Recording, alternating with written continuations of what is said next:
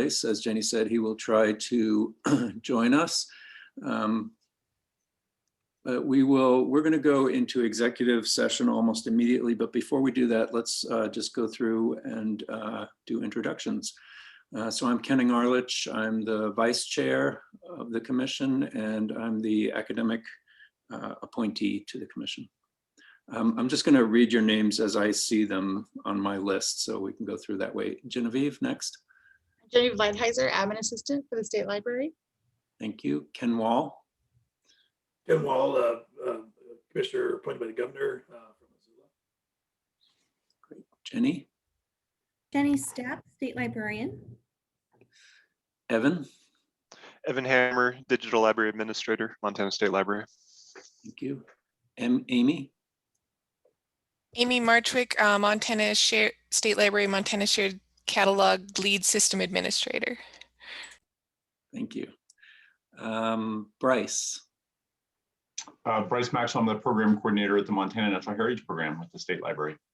Thank you. Pam. Pam Henley, consulting librarian with the State Library. Connie. Connie Behe, appointee, or commissioner, excuse me, governor appointee. Thank you. Dalton. Dalton Johnson, appointed by the governor, employed by the city of Missoula. Okay. Jessica. Jessica Edwards, data coordinator, State Library. She was already here. I don't know. Thank you. And I think we also have a Jessica Mitchell. Good morning, Jessica Mitchell, Spatial Analysis Lab, University of Montana. Thank you. Erin. Good morning, everyone. Erin Fashaway, GIS coordinator for the Montana State Library. Jeff Dowd. Jeffrey Dowd, legal counsel with Agency Legal Services for Montana State Library. Thank you. Lee.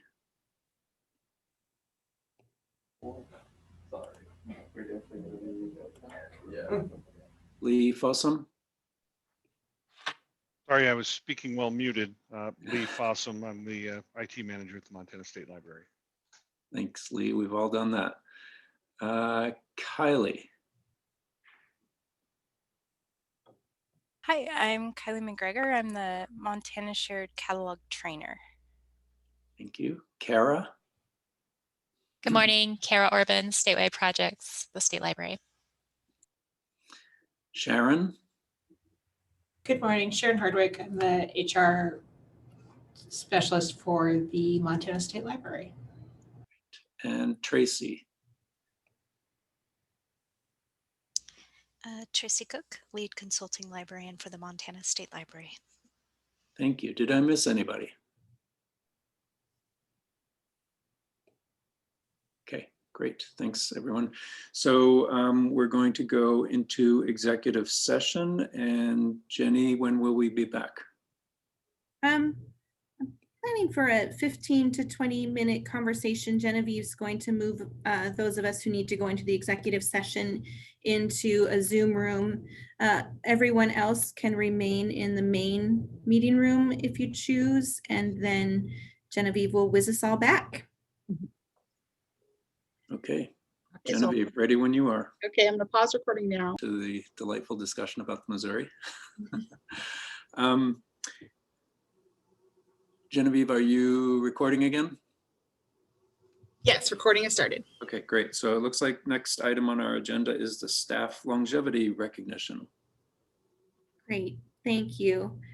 It's my pleasure to recognize a couple of staff today. I'm going to start with Amy Marchwick, who you met. She's the lead systems administrator for the Montana Shared Catalog with the State Library. We stole her from the Belgrade Public Library about 10 years ago. It started a trend of stealing staff from the Belgrade Library, and I have assured Gail that we will not do that anytime in the future. Amy has been a stellar member of the Montana Shared Catalog team since she joined us 10 years ago. She was doing system administration work for the library in Belgrade at the time that we hired her. So she came with that rich technical knowledge that she's been able to carry forward into the position as we've seen the shared catalog grow and advance over the last 10 years. Amy has also been through the shared catalog staff changes over a number of years with various shared catalog directors. And we were thrilled a couple of years ago to be able to hire her as the lead system administrator leading the other sysadmin staff. That staff is growing. We've just hired an additional system administrator who will be starting next month. And she's doing a great job of leading that team, helping that shared catalog to continue to evaluate new services and technologies to address changes in resource sharing, in this new leadership role, really helping libraries to continue to see the vision of the shared catalog and to collaborate successfully with one another. Amy, we're just so grateful to have you on staff and to see you grow in your leadership skills within the shared catalog in the agency. So congratulations and thank you. Thank you. We won't put you on the spot and Yeah. But if you do want to say a few words, you're welcome to. No. Well, I when Sharon sent me the email reminding me that this was coming up, I told her, I said, it doesn't feel like it has been 10 years. So I feel like that's a really good sign that I'm still enjoying myself a lot here at the State Library. So that's a great sign. That's.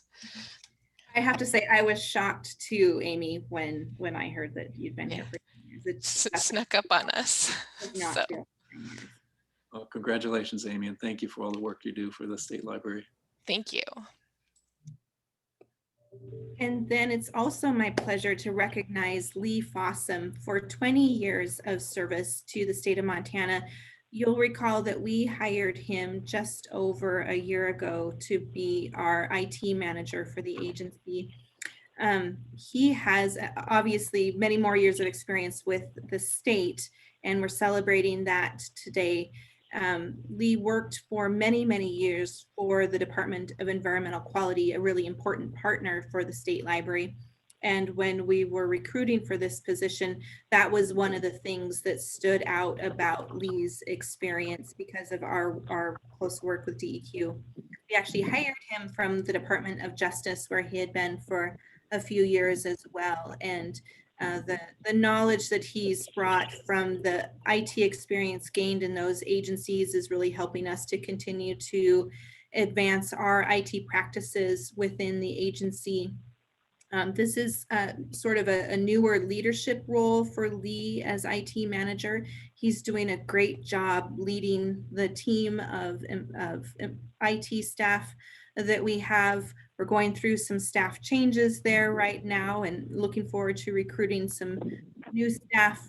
You heard earlier this year about a major effort that Lee had to jump into with both feet as soon as he started to upgrade our server environment, something that had been languishing before we were able to hire Lee, and Lee really took the helm.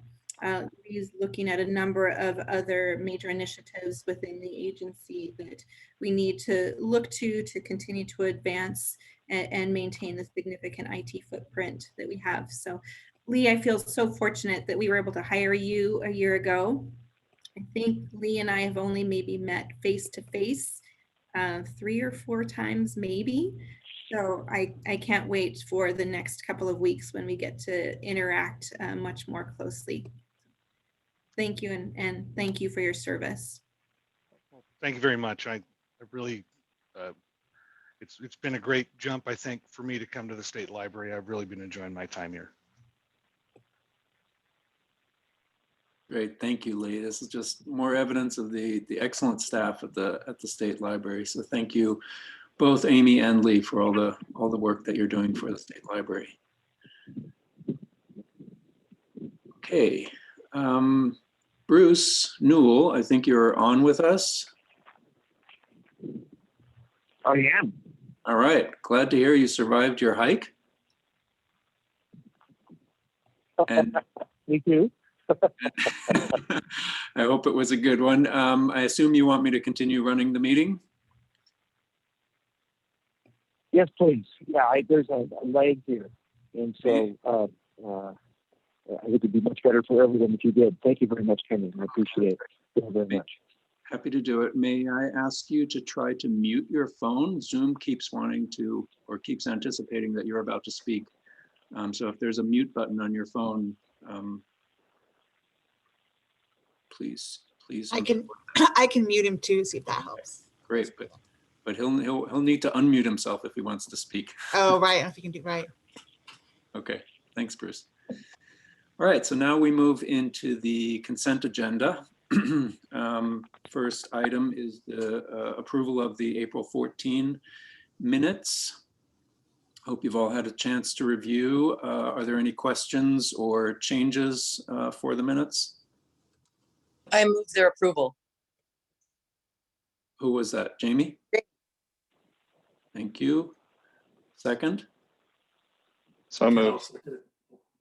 Okay. Any further discussion? This is Bruce. I have a question about the second bullet item. Yes. The support of the Directors Institute. Is there any reason to believe this is a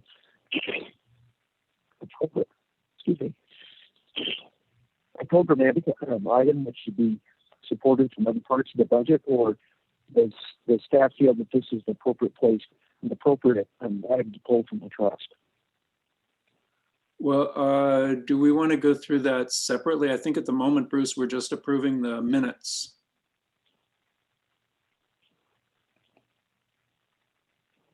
I would just like to I would just appreciate hearing kind of the justification of putting it in as a trust request.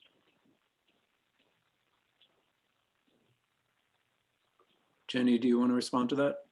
Sure. So two things. We can continue to take action on each of these items separately, or we can just move to accept the consent agenda altogether. If we want to take them separately, that's perfectly fine. Why don't we take them separately? So we have a motion on the table to accept the minutes from April 14. So all in favor? Aye. Aye. Any opposed? Any abstentions?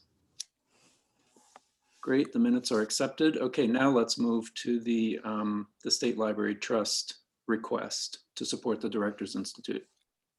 So to Bruce's question, and Tracy and I believe Joe Flick are with us as well today if you have additional questions, but we have planned particular learning activities that require us purchasing supporting items that wouldn't typically be the kinds of items that you would see supported through state government funds.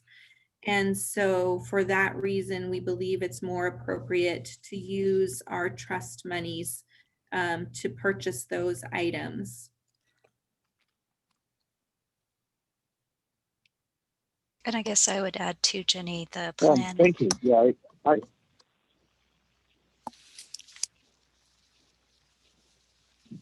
Oh, go ahead, Bruce. Thank you. I understand that explanation. Tracy, what were you going to say? No, I was also going to say that the plan is to donate the items, and that was the other reason why it seemed more appropriate to use trust fund monies, because they're going to go to children in need. Sounds like a fiscally responsible recommendation to me, and I really appreciated hearing the description of what they will be used for in the development of the people attending the conference. I think those hands-on experiential learning things really go a long way. And I was thinking I should attend that now that I know what's going to happen. But also right now, when so many people are coming back from this really rough year, to have something like that that has so much meaning built into it, I think it's very impressive.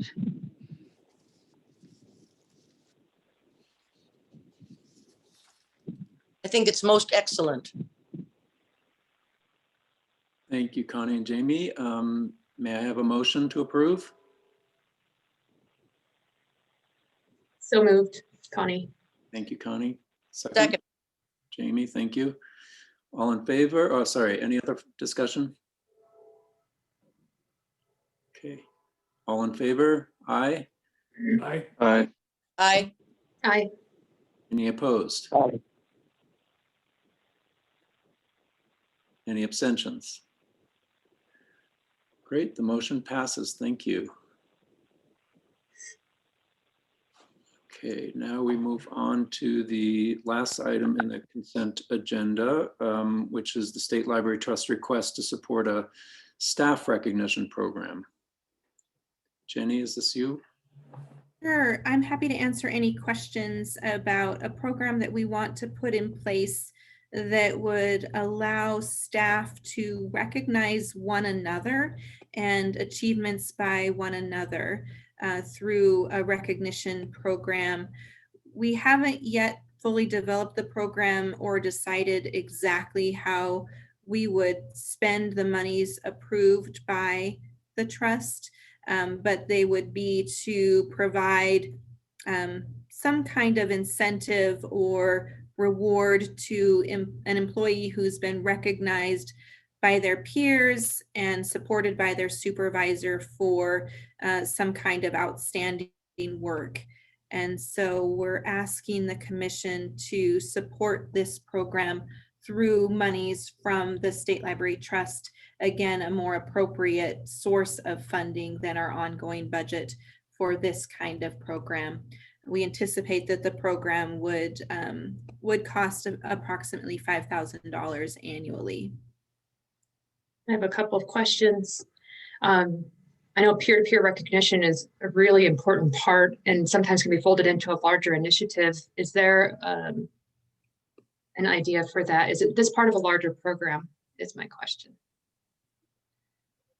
It's not directly tied to any one single initiative or program. We're modeling it off of other programs that we're aware of that would allow any employee in the agency to recognize any other employee in the agency for work that they find outstanding. One of the things that we like about this particular model is that the supervisor has to also agree that the recognition is warranted. And then it's a way for staff and peers as well as leadership to become aware of work that's been accomplished that staff find of value that we might not otherwise be aware of. So it's not intended to be tied to accomplishing any one particular goal or accomplishing any one particular initiative.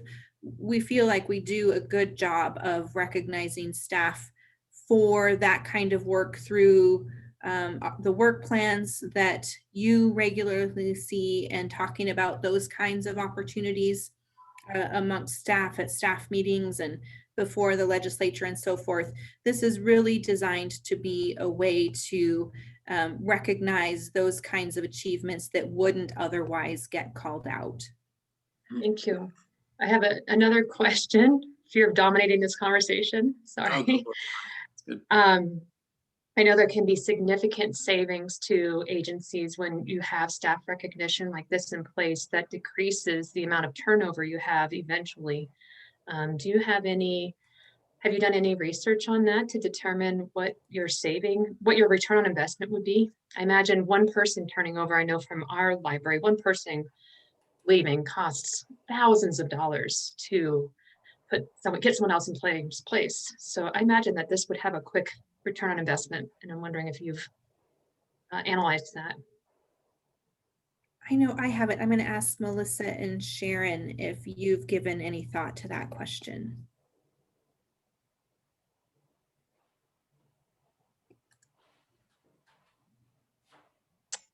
So Connie, that's a really good question. I haven't. I would agree with you that the costs associated with somebody's resignation are significant. financially and also as far as our time and effort. So I don't have any kind of figures for you, but I agree that it will be a cost benefit, a cost savings to us as an agency. And then I would also just add on to what Jenny was saying earlier about we are modeling this off of another program that we are aware of, and that program is also very successful. And so those two things I think we feel comfortable moving forward with. Thank you. I just have 2 follow-up questions. Melissa, what is the program you are modeling this after? And then when would a draft policy be available to review? Well, here's where I will not take credit for what's going on, but actually my partner works for Boeing. And so he was describing this program that they have and an experience that he had with it several weeks ago. And I just thought, this is remarkable. There were some aspects of the program that I just found really appealing. Like, I like the fact that, you know, he had the ability to really go and recognize something that somebody else did that helped him so much. It also helped his team and helped, you know, the bigger Boeing. And so that's why, you know, Boeing's a big, well-known company. So I know that this is an expensive program for them. They're putting a lot of money into it, but I feel like they are definitely seeing the benefits of it. As far as drafting a policy, that's something that Sharon and I are working on. I'm putting a lot of thought into what the parameters are going to be on this, because I feel like, you know, we should really think about, okay, what are the benefits that we want? What are the things that we want to come from this, rather than just, you know, setting up, okay, we have this many dollars and so everybody gets to give away this. I really want to think about the things that we want to learn from this program, or the things that we want to benefit our staff from this program, and then create those parameters around that. So we would, if you all vote in favor of this action, we would likely have developed those rules and have it documented by the next commission meeting. Our hope was to get it started, you know, at the beginning of this next fiscal year. And so Melissa and Jenny, that leads to one of my questions, which is it necessary for us to approve this today, or vote to approve this today, if the details are not yet worked out? Well, I would just, we wanted to, before we put a lot of thought and time, you know, we wanted to make sure that you were all on board with the financial piece of this and the funding coming from our trust. Right. So would we be voting on this again once it comes back, or once you have the details worked out? May I interject before that's answered? I think my understanding of our role is we don't want to get too far into the weeds with folks conceptually. And from what I know about return on investment and staff recognition, I would feel comfortable moving to spend or to authorize this before all the details are sorted out. Just want to throw that out there.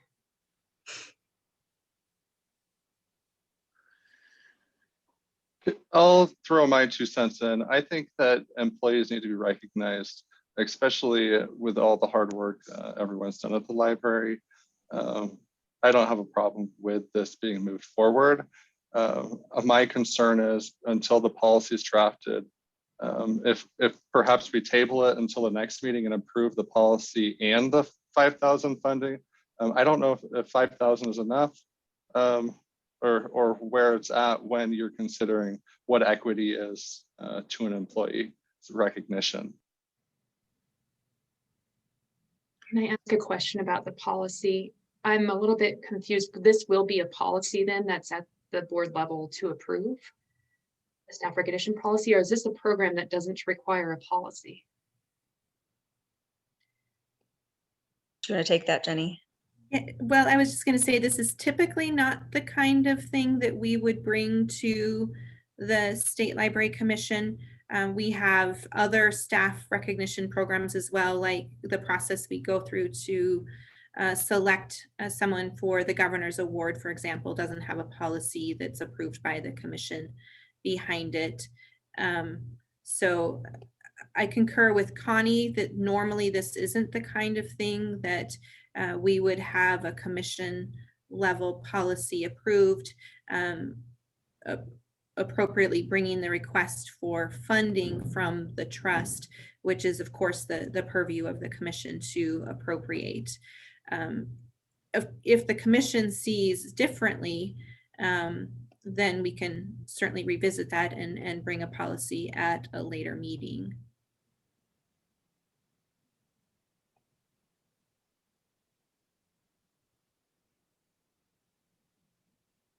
Yeah, I just want to be clear. I mean, in response to what Connie said earlier, I think in principle, we're all probably in favor of this. I mean, this is a good idea. I'm just not sure that if we approve spending without knowing how the money is being spent, I don't know, is that a practice that we usually engage in?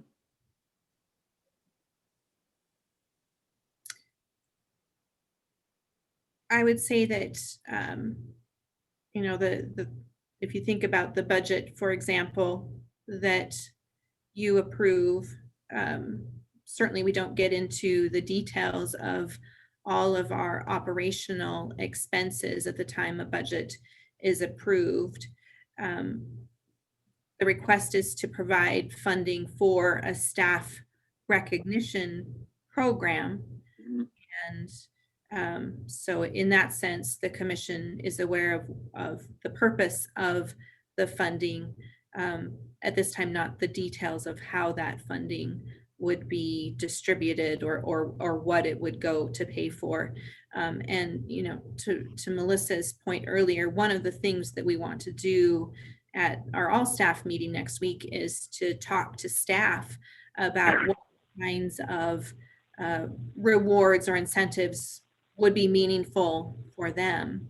And so again, we want to have some assurance that the commission is behind this idea and supports this idea before having a conversation with them about how we might use these monies in ways that would be most meaningful to them. Yep. Okay, thanks. That helps a lot, Jenny. And are there any other? Go ahead, Bruce. Thank you, Ken. Sorry. Are there any other state agencies who are providing some sort of monetary or similar staff recognition program within the agency? Not that I am aware of, but that doesn't mean that it doesn't exist. I haven't heard of such a thing. I mean, we have the Governor's Award each year, and that's the only one I'm aware of. Yeah, that was related to my question, actually, which was, are you certain that you're allowed to do this? Because we tried to do this a few years ago, and we're told in the university system that we cannot do this. Thank you, Kenny. This is Elsie. We have looked into this, and we're not part of the governor's, as you are. You're part of the governor's initiation and everything else. I would say that this needs to go through legal. There were some changes in the last session that may have a little bit of cautionary tone to this. But because this is a monetary, that is a little bit different than just acknowledging on a board or in a celebration mode. But if there's a monetary distribution that is used with any kind of a state dollar or gathered dollar from the Fed, there are tighter strings on it. So a couple of things. We haven't determined that there would be a monetary reward for staff. That is part of the analysis. These are also not state or federal dollars. These are donations and other monies that are accumulated privately into the trust. And that's why it's within the state library's commission to authorize the use of these funds.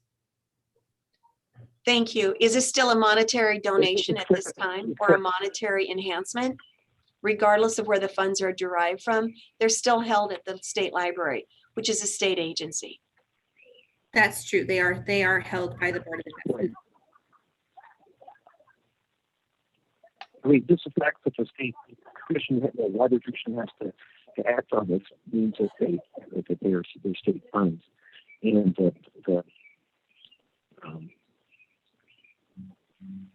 I'm really glad that we're looking for ways to thank staff for their work and to reward staff and to incent staff onward. So I think that's all good. I think that we have a responsibility not to do things that basically would place the agency in adverse public scrutiny for the appearance of self-serving kinds of things. So if we can make this happen without doing that, that's good. But I'm personally feeling like there's a need for some caution, because this has the feel to me that this is the kind of thing that could come back and have the appearance of self-serving.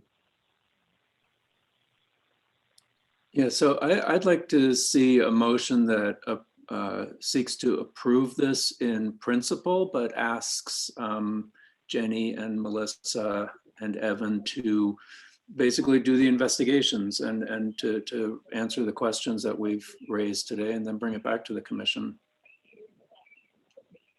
So Kenny, Elsie here again. My question is, then if we approve something without having all the information, I would not want to send different messages to staff. I would want to make sure that we have their back within however that might mean to be. So I'm very hesitant about approving anything unless there is more information granted or given. Yeah, that was why I was asking them to come back to the next commission meeting to provide more detail. I was just asking for an approval in principle to move forward with this. That makes sense to me, considering the concerns that you and Bruce have brought up about checking with legal or HR, whomever needs to be, to see what the standard is for the entire agency administration. And Bruce's point, I think, is well taken, of needing to have extra scrutiny if it were to appear to be self-serving to the public. But I think also if you focus on return on investment and are able to really tell us how this benefits financially and saves the agency money in the long run, that may be helpful. So I think in principle, approving in principle and then approving details next may give you enough space to plan or look into it more.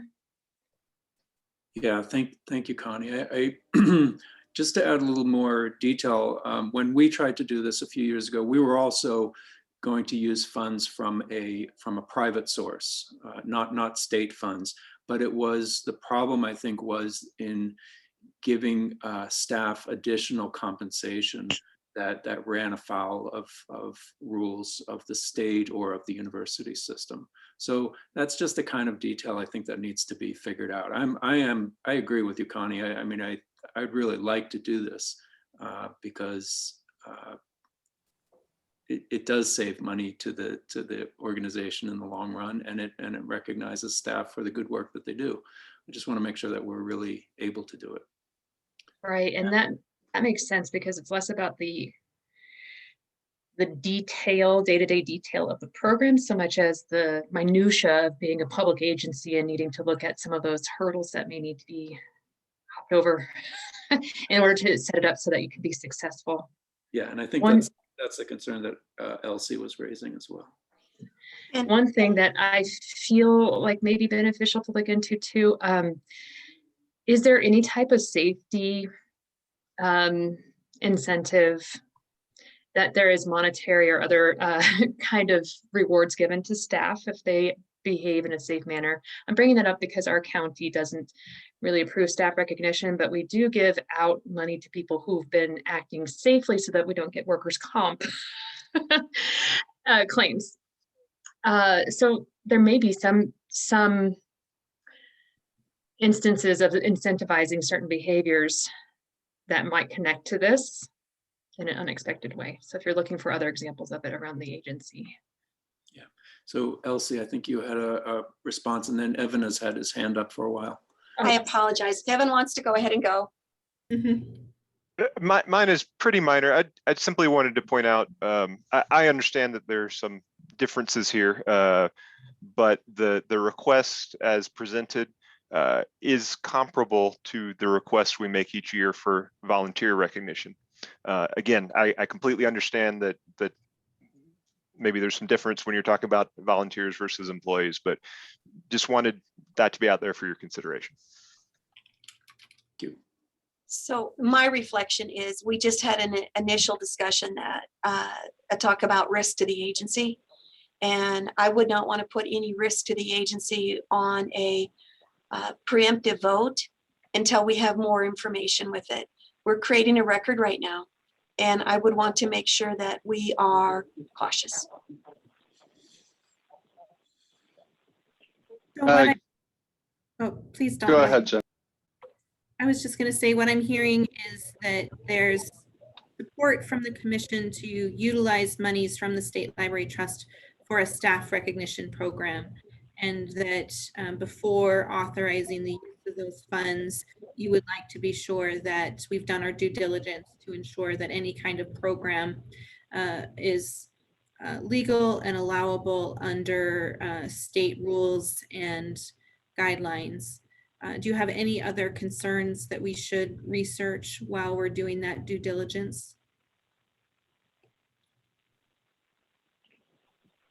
I just want to be. This is Bruce. I am personally not in favor of using state funds for staff recognition until I'm sure that this is an okay thing to do. So I guess my position is not quite as forward-leaning as your summary. I couldn't understand what Bruce said. That is not to say that staff is not worthy of recognition and special reward. I would love to do all that, but my thought is that until we know that this is something that we can do, personally, I would have to vote against it the way you presented it.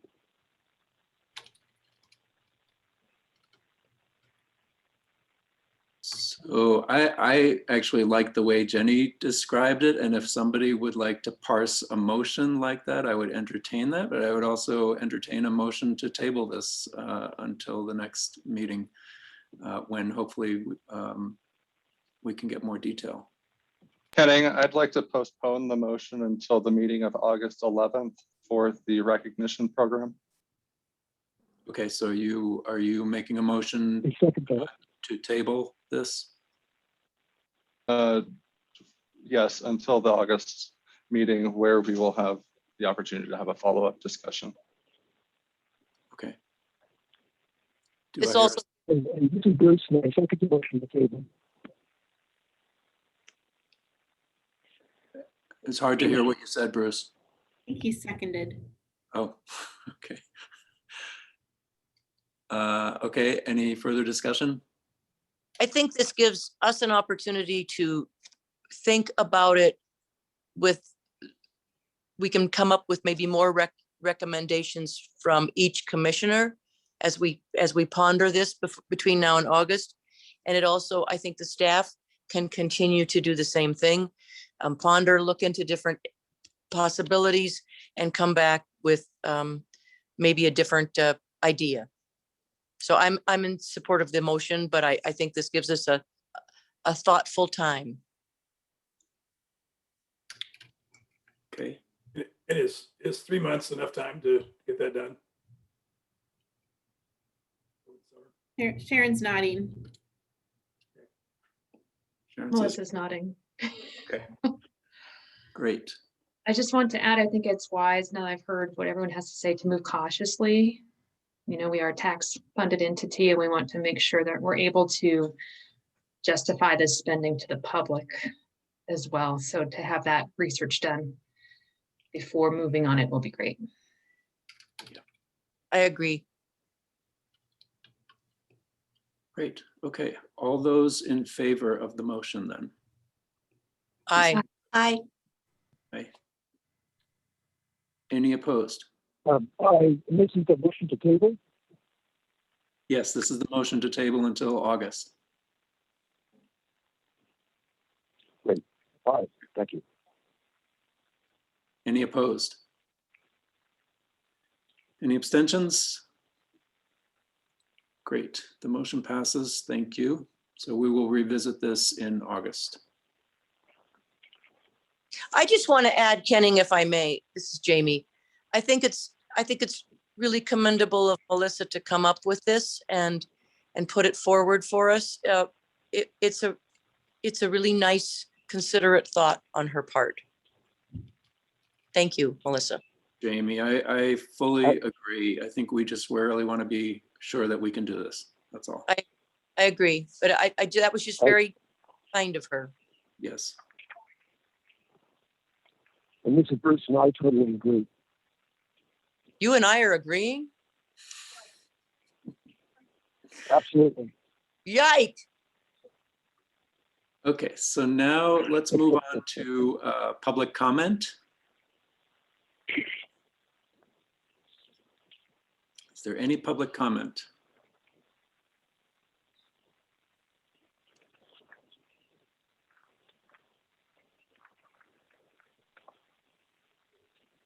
One more call for public comment.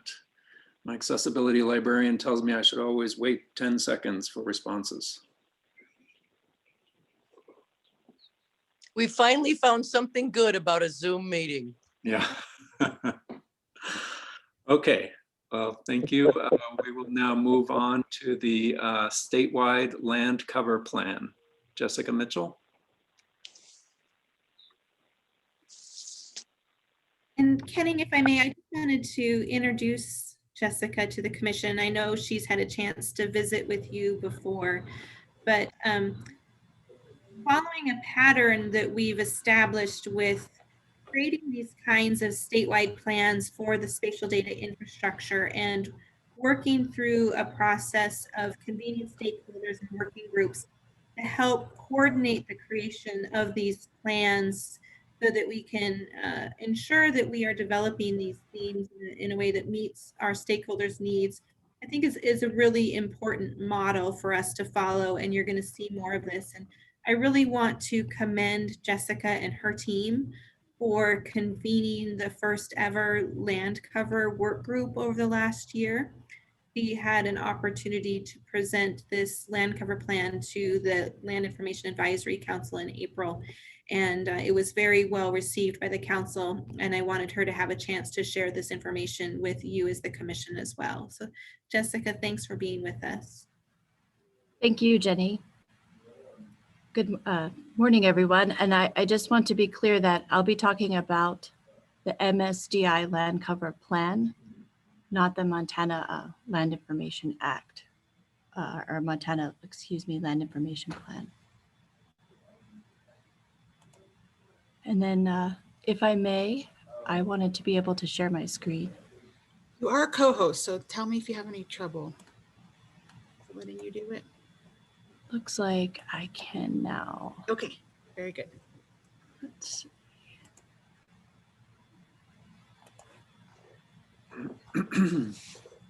Is everyone seeing a slide? Yes. Okay. Yes. Wonderful.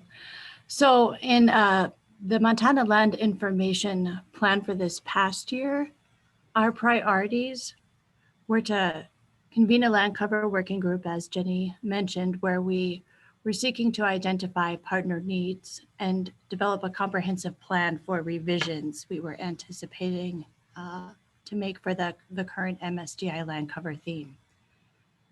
We also sought to provide an interim land cover base map that is providing continuity in terms of our methods and our classification system, which is an ecological systems classification specific to identifying wildlife habitat. And then finally, we wanted to be able to perform a preliminary evaluation of the interim land cover base map product.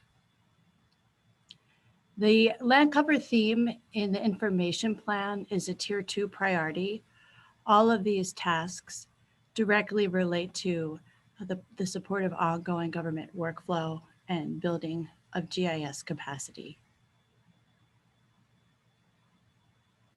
In all, we convened 3 land cover working group meetings, and we formed a rangeland and invasive species subgroup that met twice. Throughout this process, we created a land cover story map to convey information and web interfaces with our working group members. And then finally, we developed a land cover plan that's a 2-year plan recently approved by the MLIAC Commission. The interim product is now available through the land cover homepage. It's available for review for our working group members and has undergone pretty rigorous internal revisions before its release. There's also a great deal of detailed metadata and reports available through this link as well. We have been working very closely with library staff to add land cover maps across years to the ecological site reviewer. We also anticipate this as a format for maybe linking either Survey 123 or Avenza maps to solicit end user support. So in so many words, a citizen science, a program that gives us a different level of external validation to provide some training for partners and for end users to read a land cover map, to learn about ecological systems, and to upload pictures. We have also been working very closely with MSL staff on a land cover time series, and here is just a glimpse of our ability now to look at agricultural land use change over time. Other products are pretty much vegetation indices that we have now with the Landsat archive that begins in the 80s. So we can look at some changes over time over about 30 years now. Our priorities in the draft current land information plan is to carry forward our activities that we've outlined in this plan and to extend our current plan to a 5-year plan. We also want to focus on automating our land cover updates and to continue our outreach and coordination efforts through the land cover working group. So I'm happy to take any questions.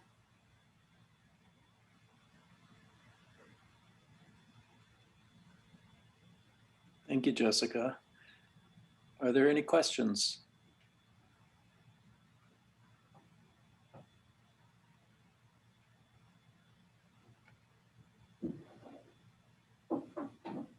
What will it mean to automate land cover maintenance?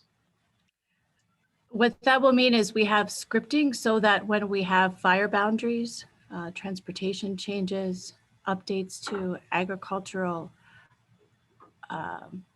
land use that is brought in through the Department of Revenue, that when those layers become available on an annual basis, we're not manually going in and making those integrations. We have a more seamless upgrade to the product. So really, to me, that means less latency, more real-time, up-to-date current information for the land cover layer.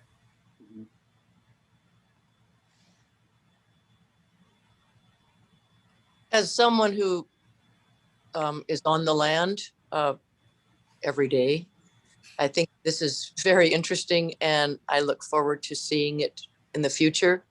And if you could add cows to it, so that I know they are out of the fence that they are in, like they were this morning, that would be wonderful. Sure, we'll have to put some sensors out and maybe some wireless technology. So if you could put some collars on them, maybe we could round them up that way. I Can do think a heat map or something. chips, we need chips in those cups. Thank you. This was very interesting. Thank you, Jamie. Thank you very much, Jessica. Thanks, everyone. How's everybody feeling? Should we continue on to the next item, or do we want to take a quick break? If we want to get through the next item, they're closely related. And then after the land plan discussion would be a good time for a break. Great, let's do that. Erin Fashaway, you're up. And Jenny, do you want to introduce again, or? Sure. You're familiar with Erin. This particular action at this particular meeting largely comes about because of the increased appropriation in Montana Land Information Act funds that was approved through House Bill 49 during the legislative session. And so as Erin will present, we went back to the Land Information Advisory Council. We've had 2 meetings since the conclusion of the legislative session.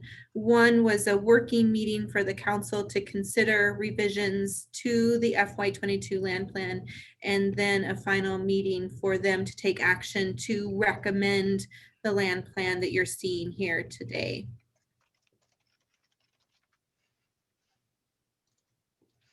Okay, good morning, everyone. Like Jenny said, my name is Erin Fashaway. I'm the state GIS coordinator. Could you please open up the land information plan, Genevieve? Thank you. And then could you please scroll to the budget? Let's start with the budget.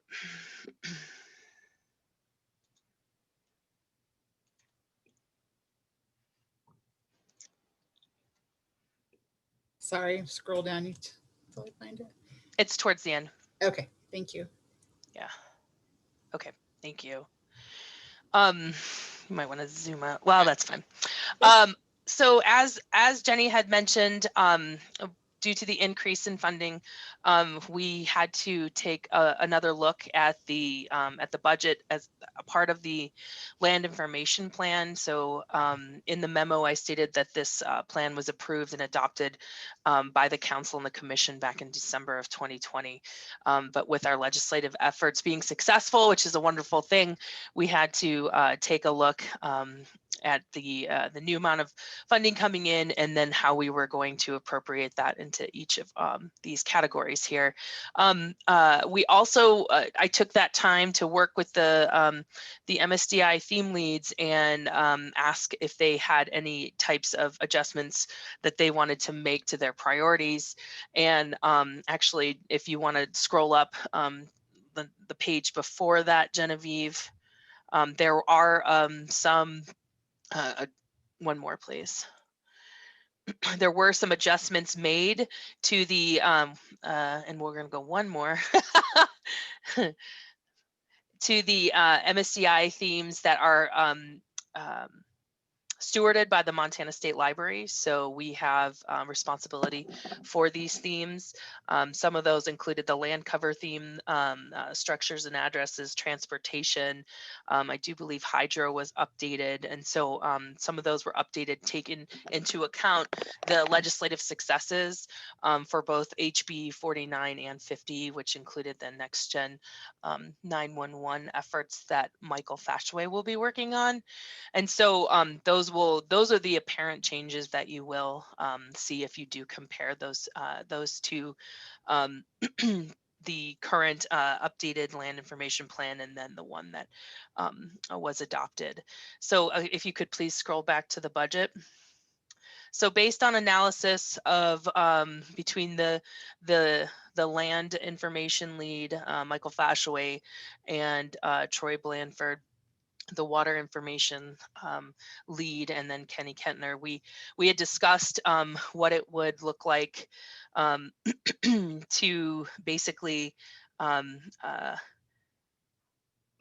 how we would want to implement the funding, and what we proposed in regards to staffing to maintain the Montana spatial data infrastructure layers, including the ones that had been considered on hold for years. So one of those was the geographic names theme, and the other is the transportation theme. And then some of the other updates that we thought were the most significant to prioritize. And so after working with management, we came up with our needs for staffing, and then also some of the other programs under operations that we had decided to put into place. So there is what you'll see that's a little different from last year is an MSDI partner training program. And we decided just to put that into the operations funding after going out and working with some of our data partners. It was pretty apparent that the MLA off-cycle PLSS grant program we will probably get at least $80,000 in requests coming in from some of our partners and new partners that we've reached out to. So we decided to move that to an operations type of category here. And then, of course, the increase in personal services to account for new hires. And now we're applying an agency indirect, which you can see under personal indirect costs. Sorry, I kind of did what Jenny did in the council meeting. I work from the bottom up. So I apologize. I should have worked from the top down. But the strategic plan priorities and operations, that has not changed. The council funding, that has not changed. And the land cover MSDI theme funding has not changed. So you'll see the greater increase in personal services, agency indirect costs, and the MSDI partner training program. The MLA grant funding, again, you took action on that in the, I do believe, April meeting, and that's still $250,000. The council will look to this next land information plan and part of the strategic planning process to see if in future plans we will increase the grant funding in the program and further budgets. As for now, we decided to keep it as is. And then just the next little table after that takes into account the special funding we've received under House Bill 2 to implement a Montana real-time network. And right now we have an estimated personal services of 100,000, and then the operations is 362. So as a reminder, that is that total amount for 62,500 is going. That's the special budget that's going over this next biennium. So we'll see that number also again in fiscal year 2023. I think that's about it. So I will pause now for questions.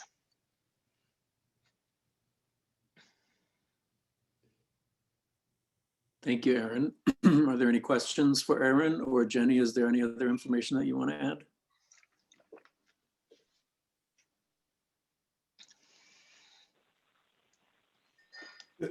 This is Ken. I've got I guess it's more of a comment than a question, but working a lot with the next generation 911 and the fact that we don't yet have a federal funding or funding to actually implement next gen 911, even though we're working on it. I think one of the things that I've learned through the working with the rural governments on this, rural local governments, is that it's just as much about enhancing the current enhanced 911 system as it is developing next gen 911, because it's basically improving the addresses and the structures and the road center line addresses and syncing them up. So that process, I think, it's lost a little bit in the shuffle a little bit. I think that we're very much improving 911 today as much as, 4 to 6 years in the future, whatever that is, moving towards next gen. So I think it's important point to make in the text, and maybe just, I don't know what our options are for amending the text at this point, but just adding those two together, talking about them together rather than just next gen.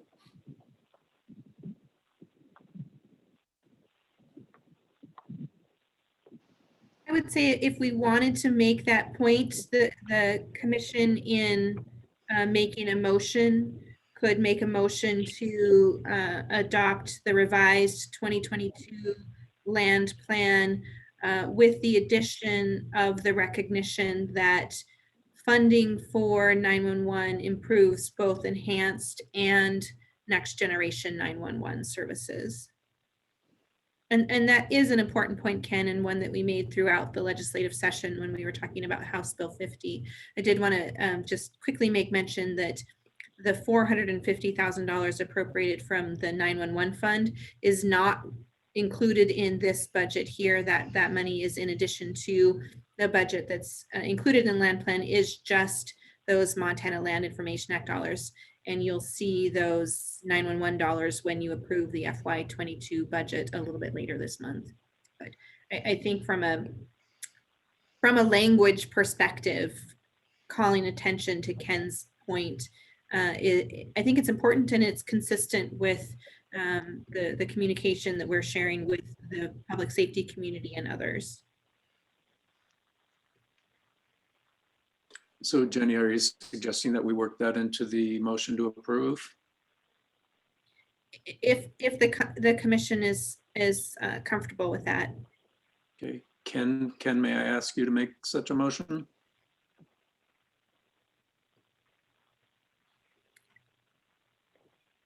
And you're muted there.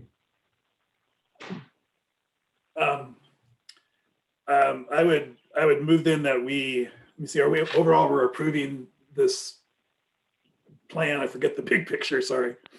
Approving the revised FY22 land plan. Okay, with the addition of, not quite sure how to word it, but essentially I think all we need to do is mention where next gen is mentioned in here in the structures and addresses and transportation, that we just add enhanced 911 and need a next gen 911. Because the current state is all the counties are on enhanced 911 right now. It's often referred to as E911, but we don't. I hate undefined acronyms, so enhanced 911 is the right term. I second. Yeah, so just to restate, basically, Ken, your motion is to approve the revised plan with the addition of mention of enhanced 911 and next gen 911. Yes. Great. Jamie, thank you for the second. Any discussion?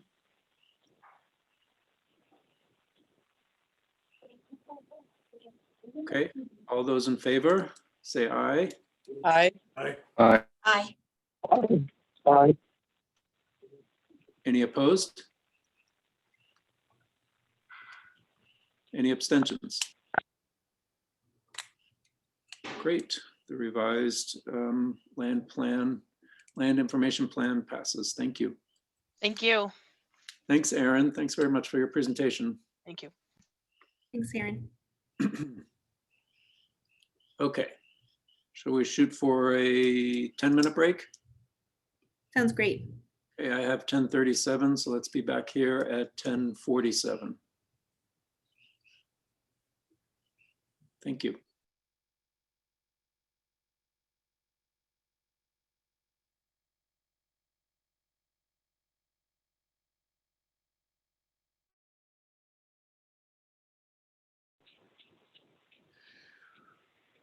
All right, everyone, we are back. And we're moving on to the Federation Plans of Service. Tracy, are you leading us through this? I am. So commissioners, this is the annual request for the Library Federation. So in your meeting materials, you have the plans of service from each federation. Lori Roberts from Broad Valleys and Janine Brookie from Golden Plains are here with me. I'm kind of speaking on behalf of the other Federation coordinators who had conflicts during your normal meeting time. I don't think there are any significant changes to the plans of service, so we are simply requesting approval. But if you have any questions, please let us know.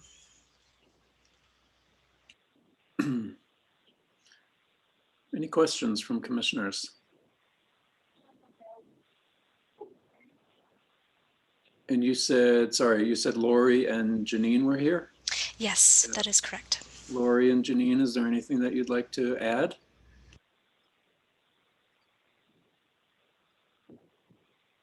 No, I don't believe so. Thank you.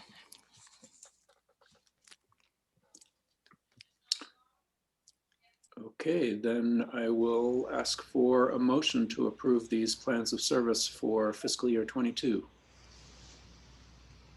I so move. Thank you, Jamie. I'll second. You're so welcome. Thanks, Ken.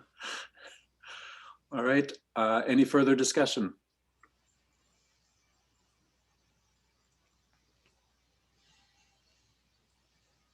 Okay, all in favor, please signify by saying aye.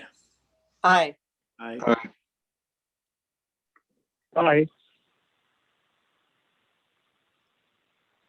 Any opposed? Any abstentions? All right, thank you, Tracy. Thank you, Lori and Janine. Thank you. I don't usually get this opportunity, but I'd also like to acknowledge Janine Brookie. She has been the Federation coordinator for many years, and this is her last meeting with you.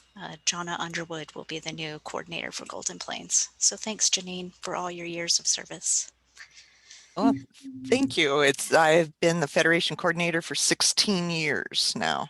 It's time to step down. I don't remember how long, but I knew it'd been quite a while. Thank you, Janine. We appreciate all your work. Thank you. You're welcome. It's been a pleasure working all these years with the State Library Commission. I've never had any problems with them and appreciate all your support and help for libraries. It's a good group of people. Okay, looks like Jenny and Tracy are up next for the revised public library standards. Thanks, Kenny. I'm thrilled to be at the point where we can take the next step with the revision of the public library standards. This has been an incredibly long, going on 2-year process. I think it was probably about 2 years ago that we sat the task force that did the majority of the work in helping us to think through and revise the public library standards. As you're all aware, we've gone through essentially about 1.5 years now of seeking public comment. You'll recall that a year ago we pressed pause on this process to better understand how things like the pandemic were going to be influencing library services, to make sure that we had that kind of information as we reflected on what we want the revised public library standards to look like. We went through a process of further revisions this last fall into the winter, and have had these standards now open for public comment through the spring. Staff had a chance to present on them at all of the Federation meetings, as well as the Montana Library Association conference. And so we're confident that we're at the appropriate point now to begin the administrative rules process that will result in formal adoption of revised public library standards. Again, that allows for additional public comment, as is explained in the accompanying memo. It outlines the timeline for the administrative process included in your meeting materials. So your action today prompts the process to go through this administrative rules process that would then culminate in formal adoption of the rules, potentially at your August meeting, depending on the outcome of the public comment period, and adoption of administrative rules. As is noted in your memo, we would actually adopt these rules in such a way that they would take effect July 1 of 2022. So they wouldn't take immediate effect. Instead, they would take effect July 1 of 2022 would be the first year that libraries would then work to achieve these kinds of standards. And then they would report on those, their ability to meet those standards beginning in 2023. And I'll let Tracy describe some of the changes that have been recommended to the standards. So I think most of the changes are pretty straightforward. We removed the one about comparing the library to other departments. We also added a standard about kind of community, local government information, and kind of encouraging community members to engage with that.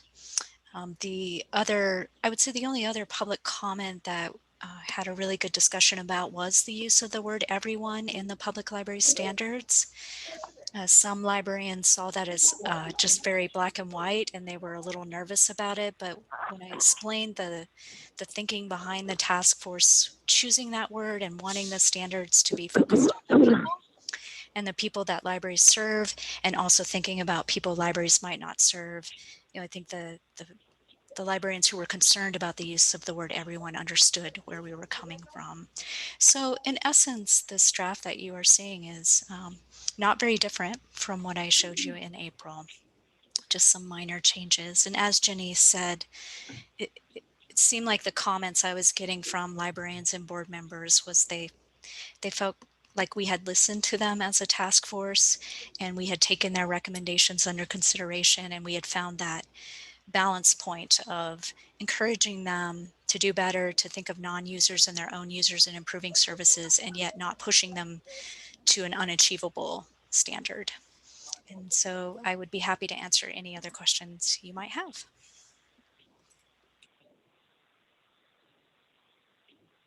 This is great, Tracy and Jenny. I'm glad to see. I agree that this has been in the works for a while, and I'm glad to see it approaching conclusion.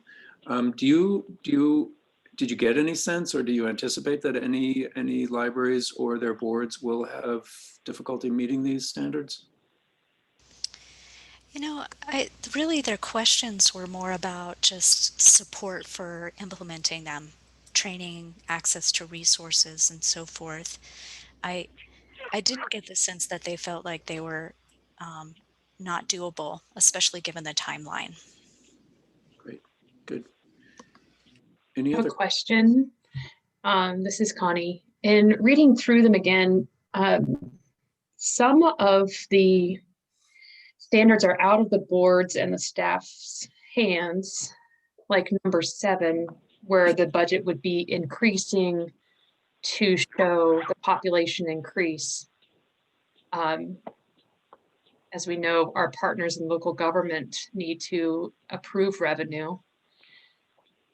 And so I've just started to think about the long-term implications, and I might be asking you a repetitive question, a redundant question. If the support from the local governing body does not allow us to meet the standards of facilities, budgetary increases, or other things like that, as a public library, say us as a public library, and thus we don't meet these standards, then we don't receive state funding. And is that then totally okay, put accountability onto the local governments who need to be partners in helping meet these requirements? Yeah, that's a good question, Connie. And the philosophy behind that from the task force was to not punish a library simply because their local government refused to give them any additional funding.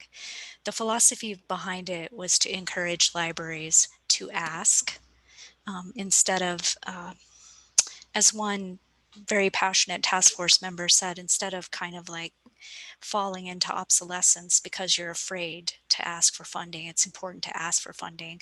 The other thing I think the task force wanted to come from that was to encourage libraries, if they couldn't get the local government to support them, to consider going straight to the community and asking for mills. I know some of the librarians and board members did appreciate the standard for the ability to go it sort of gave them, I don't want to say permission, but I can't quite think of the right word for it, but it gave them permission to go to the local government and say, hey, the library is important and we need additional funding for these services or simply to keep up with the cost, inflationary increases in cost. And so they appreciated that aspect. However, I do want to say the task force was very clear on we don't want to punish any libraries if it's simply a matter if their local government unfortunately doesn't see the value. The idea behind it is to encourage them to ask either their local government or their community and for state library staff to support them in helping their local government see value and or in going for additional mills. Does that answer your question? Yes, and to be clear, I don't see it as a punishment. I see it as a natural consequence of local governments not supporting libraries up to the standard that's required. So I actually think it could help tell a good story and validate the library's need to meet these certain standards. I guess my question was about increased accountability for local governments because there are these standards. Are they at all required to help meet them? We don't have that kind of authority, as you said initially in your question. You know, what role is within the librarian and the library board's purview? What is in their purview is to understand the financial needs of the library in its current state as well as in the future, and to make sure that they are preparing budgets that reflect actual need and making sure that they are communicating that need to their boards and their communities. That is all within the purview and authority of library boards. And so this standard is intended to ensure that libraries are doing that, not becoming complacent in thinking about what their funding needs actually are. We don't obviously have the direct authority to influence how local officials then translate that into revenue to support the libraries, but we have seen instances where libraries have held up these standards as argument for why they need to be funded. For example, a library a couple of years ago didn't have enough funding to be properly staffed to meet the open number of hours standard, and we're able to use these standards as a way to argue for that increased funding. Thank you. So Kenny, this is Elsie. In my world, and when I was a legislator, we did economic impact statements. And in my world in education, when we put our standards out there, we always review to see if this is going to cost districts via any tax increases. And I don't know, Tracy, if there has been any view on that. I would not want to approve something that would automatically X amount would be there. I don't think that's under my authority either. But I think the knowledge of understanding that there is an economic statement here needs to be vetted. And I don't know through the committee action if that was even discussed. You know, we didn't go through that formal of a process with the economic impact statement. I would say that the task force, though, is keenly aware that libraries have limited budgets and that really everything that they proposed is something that can be, like, for instance, the one I can think of is the training requirement for boards. It's the only new thing. However, the state library staff will actually go out and train boards, and through our own purview, with our current budget system, we offer a lot of free training. So that's a standard that might have an economic impact, except for that it's already part of our infrastructure. And so a library can do that low cost to no cost. So I think that's a good question and a good point. I guess I would say I felt strongly that the task force, because of who it was made up of, was really focused on not adding standards that would cost money for the libraries to do. And I think that this document reflects that. That's a very good question. Thank you, Tracy and Kenny. So I'm wondering then if there needs to be an addendum or some statement here to share that the purview of this is not to increase taxes, just bluntly as that. There are other ways to support libraries. And yes, indeed, we talked about just a little bit the discussion on shaming and all of that. I wouldn't want it to shame local governments either. I wouldn't want to shame libraries nor their patrons.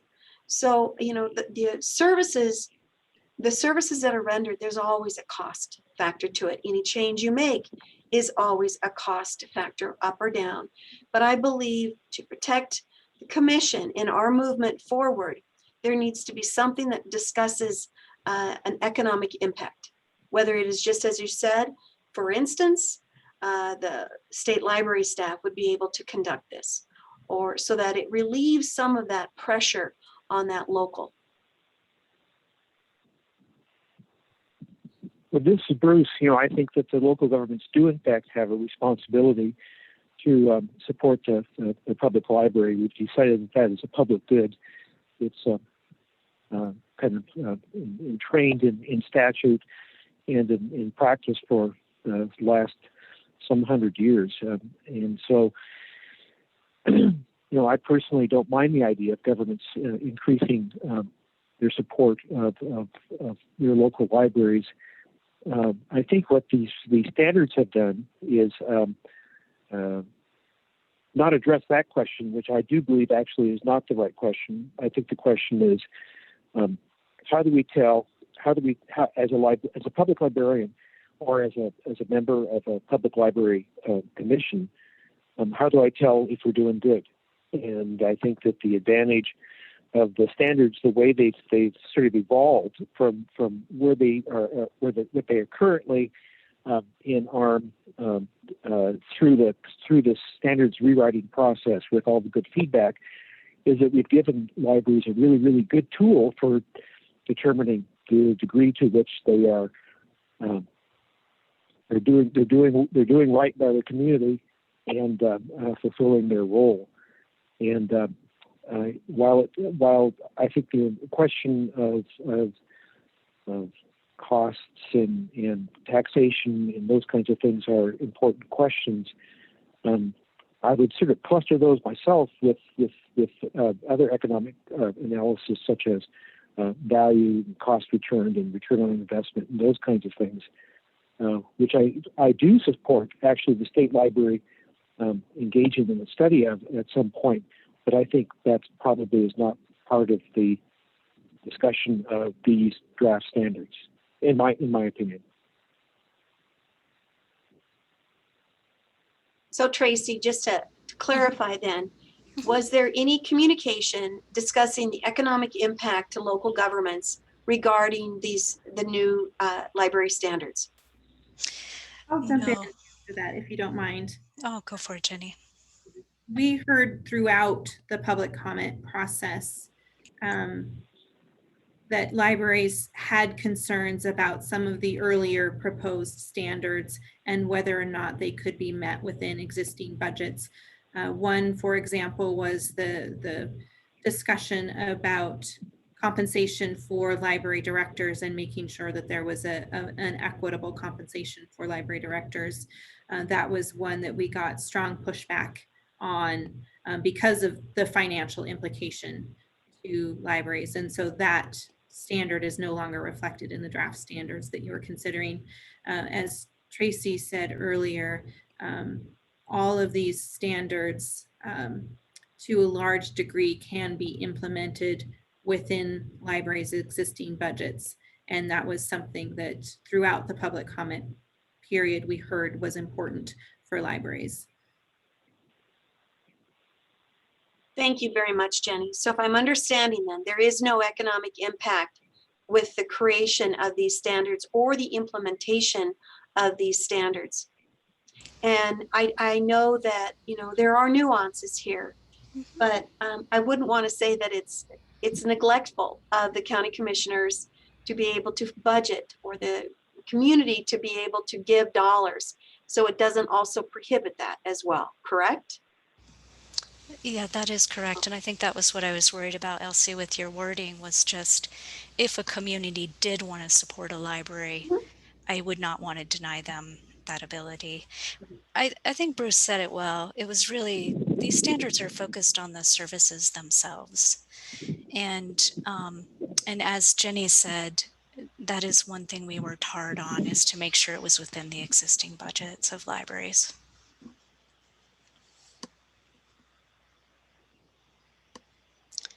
Any other comments or questions or concerns?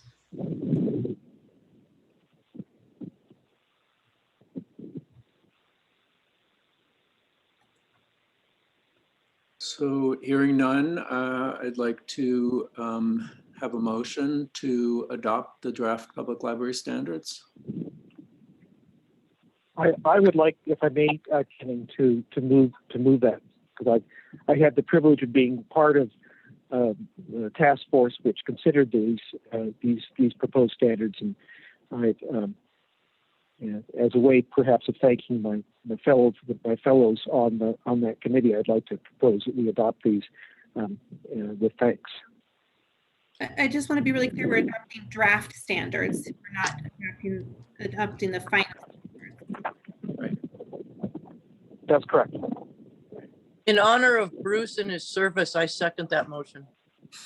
Thank you, Bruce. Thank you, Jamie. Oh, God. Any further discussion? Okay, all in favor, please signify by saying aye. Aye. Aye. Aye. Any opposed? And sorry, did somebody say they were opposed? no, sorry. Okay. Thank you. I'm not opposed. I was about to.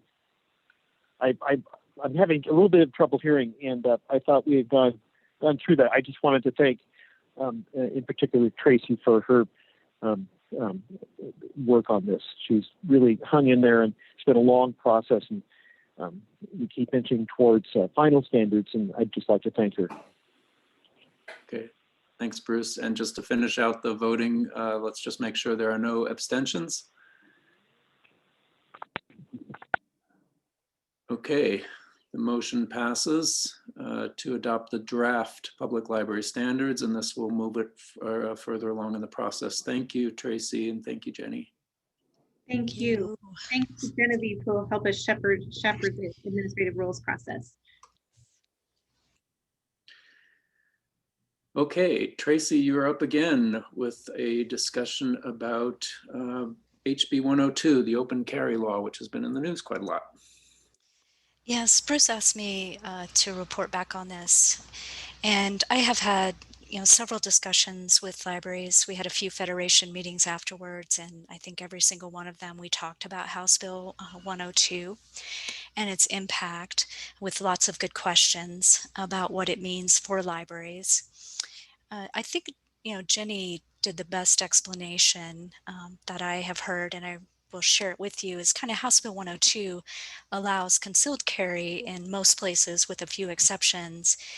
It was really LR 130 that changed local government authority, which is what impacts our public libraries in particular, in terms of what they can have in their policies. And I think that's something that I have found myself kind of explaining to library directors and board members as we discuss House Bill 102. I reached out to Mackenzie McCarthy from the Montana Association of Counties. She is their general legal counsel. And so she frequently writes white papers that are designed for county officials in order to help them design their policies and know what's allowable and what's not. And Mackenzie kind of reported back to me recently that because in and of itself, House Bill 102 didn't really impact local governments. While they are informing local governments of it, there is no plan at this point to do any formal training or any kind of a formal recommendation for local governments. And so I kind of had a nice conversation with her about just some of the discussions I've had with librarians and just listening and just hearing people's different perspectives on this. And she kind of agreed that that's probably the best practice, is to have these listening sessions, help people clarify what the bill means for them and how it relates to that LR 130. And so I don't have much more than that. I haven't been able to connect yet with Kelly Lynch from the League of Cities and Towns, but I'll keep trying.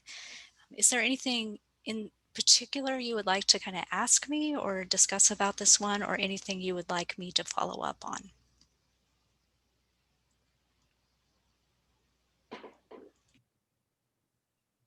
And Jenny, feel free to jump in because you might be, I'm guessing, might also have some input as well.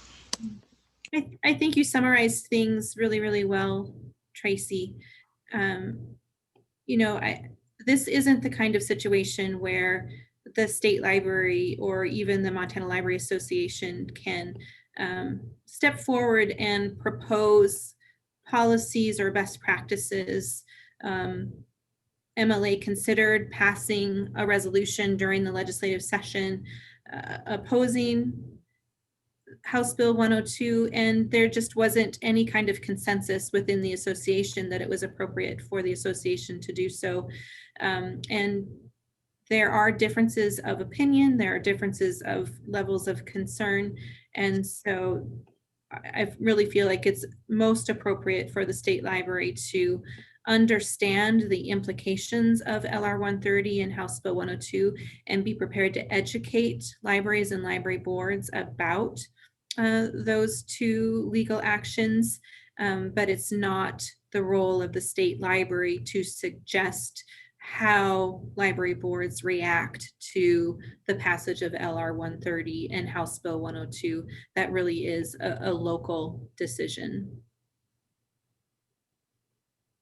Thank you, Jenny. So part of our work and the agency, we have a footprint of 3 buildings. We have close to 300 people housed in these on the campus.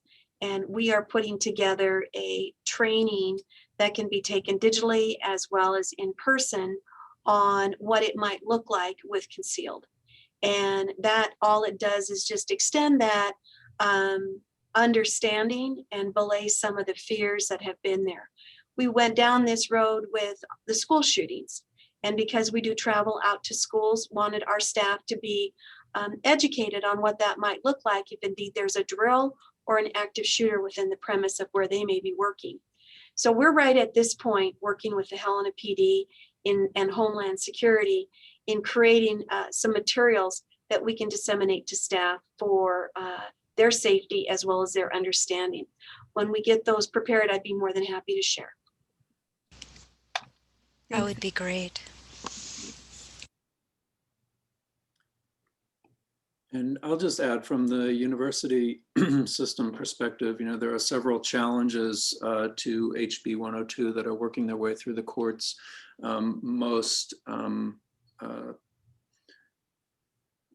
The main one being the challenge from the Board of Regents, which hinges on the question of whether HB 102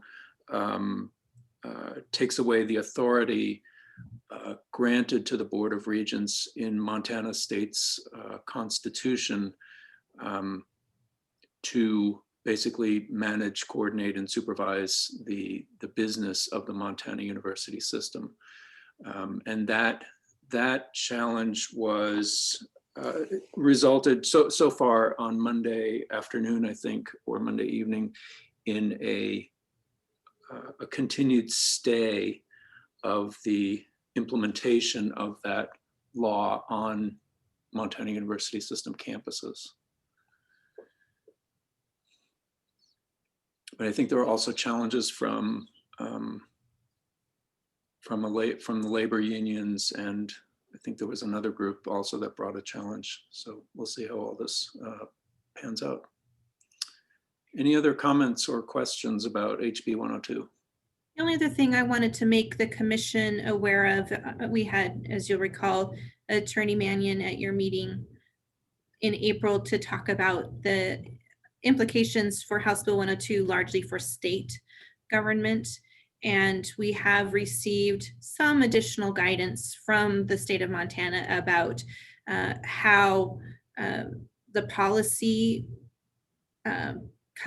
stemming from the passage of House Bill 102 is enacted in the state. It goes into some detail it really points to self-responsibility and the importance of individual employees being responsible for how they carry concealed weapons if they choose to carry them into the workplace. Managers do have the authority to determine if certain positions or certain activities conducted by certain positions might be deemed unsafe and unfit for the carrying of weapons. So we do have some of that authority. One thing that we found concerning in the new policy is that supervisors and managers can also be held liable if there is an incident involving the carrying of a concealed weapon.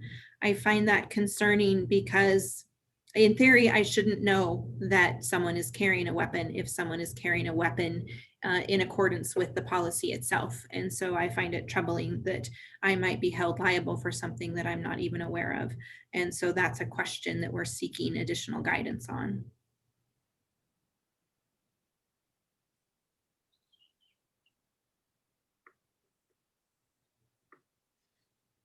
Okay, thanks Tracy and Jenny for that update. Let's move on to returning to the State Library. And this is, Evan is up first and then Jenny with some items that require action. Thank you. Of course, we've got the digital first reference services memo first. And I won't read the entire thing to you, but I'll emphasize that what's being proposed here is a model where in-person requests for assistance are performed by appointment. Historically, we allow walk-ins. I mean, the building is open, obviously, and walk-ins come in from time to time. So you understand we don't have dedicated space currently to assist walk-ins, and we haven't. You could say that we did when we had the public access computers in the basement previously, prior to 2018. So much of what's happening these days is if someone walks in, well, prior to the pandemic, if someone is to walk into the building seeking support, they end up in an individual staff cube, looking over a shoulder on a person's work machine. There are a number of security issues there, both physical personal security for employees, but also security of items, people coming in and out with little supervision other than to get that assistance. But more importantly, I think, is that having an appointment first approach allows us to be prepared. We certainly have some conference rooms that we could meet in. Unfortunately, the nature of conference room machines, as many of you have experienced, it's not convenient on a walk-in without notice because they take time to start up. They often run updates, things like that. If we have an appointment, we can be prepared. We can have the resources provided. We can make sure we can get access to the things that we need. And the other piece that I wanted to emphasize is that this, while we do serve walk-ins and have served them on demand throughout our existence, ultimately, this is really a formalization of what's been happening for many, many years at the library. Walk-ins represent less than 1%. In most cases, it's really less than 0.5% of the reference services we provide. We put that in there to give you an idea. In the Talking Book Library, in 2019, between phone calls and emails, we served about 20,000 patrons, where there were 132 walk-ins. Similarly, with the geographic information request, about 300 to 400 patron requests a year, typically 1 to 2 walk-ins per year. So again, we're not suggesting that we wouldn't continue to serve these walk-ins. We just want to establish an appointment model to do that. So, questions?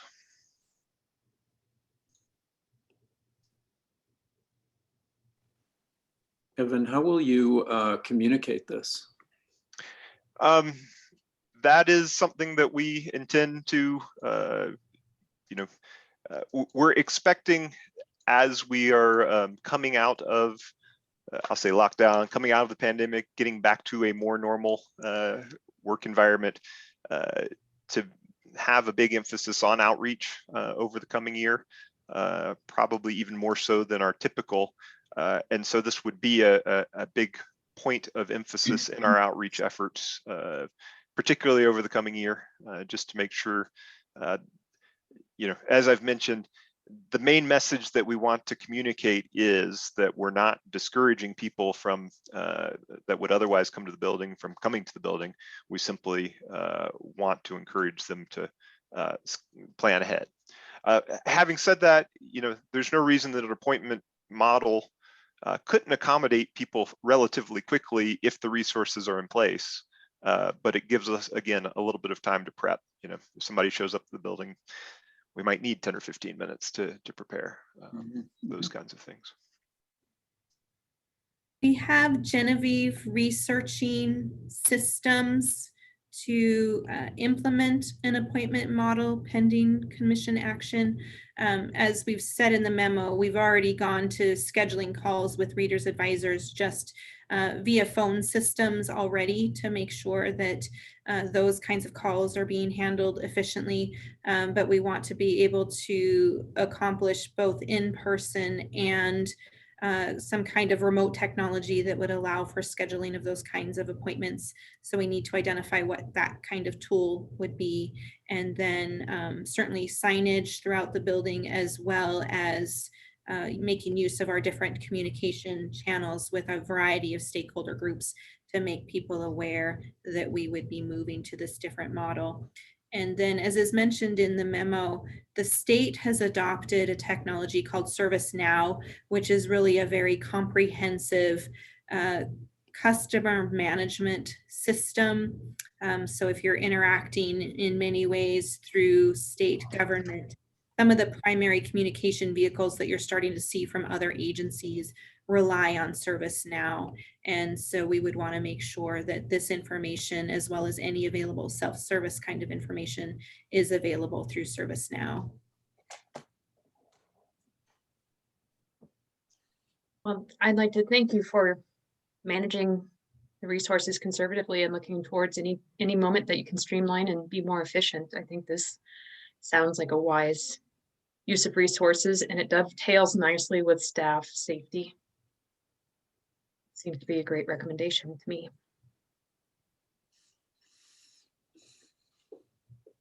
This is Bruce. I had an opportunity to discuss this with both Jenny and also with Kenning earlier, I guess last month. And I have, I guess I'm in favor of this new model. I have two concerns that I think need constant continued attention.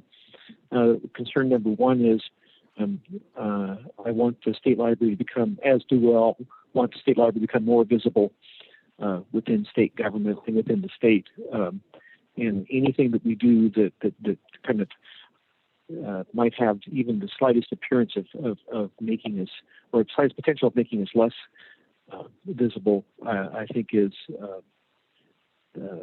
ill-advised.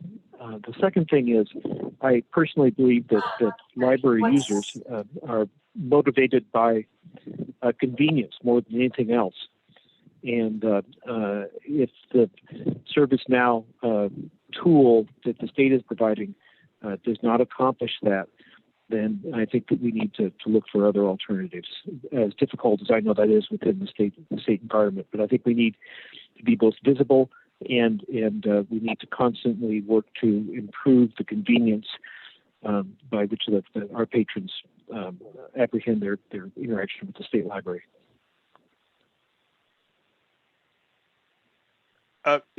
If I can ask, Bruce, is there a reason to be concerned about this? I've just not heard of any concerns about ServiceNow, so I'm just curious if that was just a statement or if no, I think you had heard any concerns. No, not. Not at all, Evan. It's probably more the concern of a grumpy old man who often is confronted with improvements in quotation to online services that actually just make it harder to use. And I'm always suspicious of any new online service.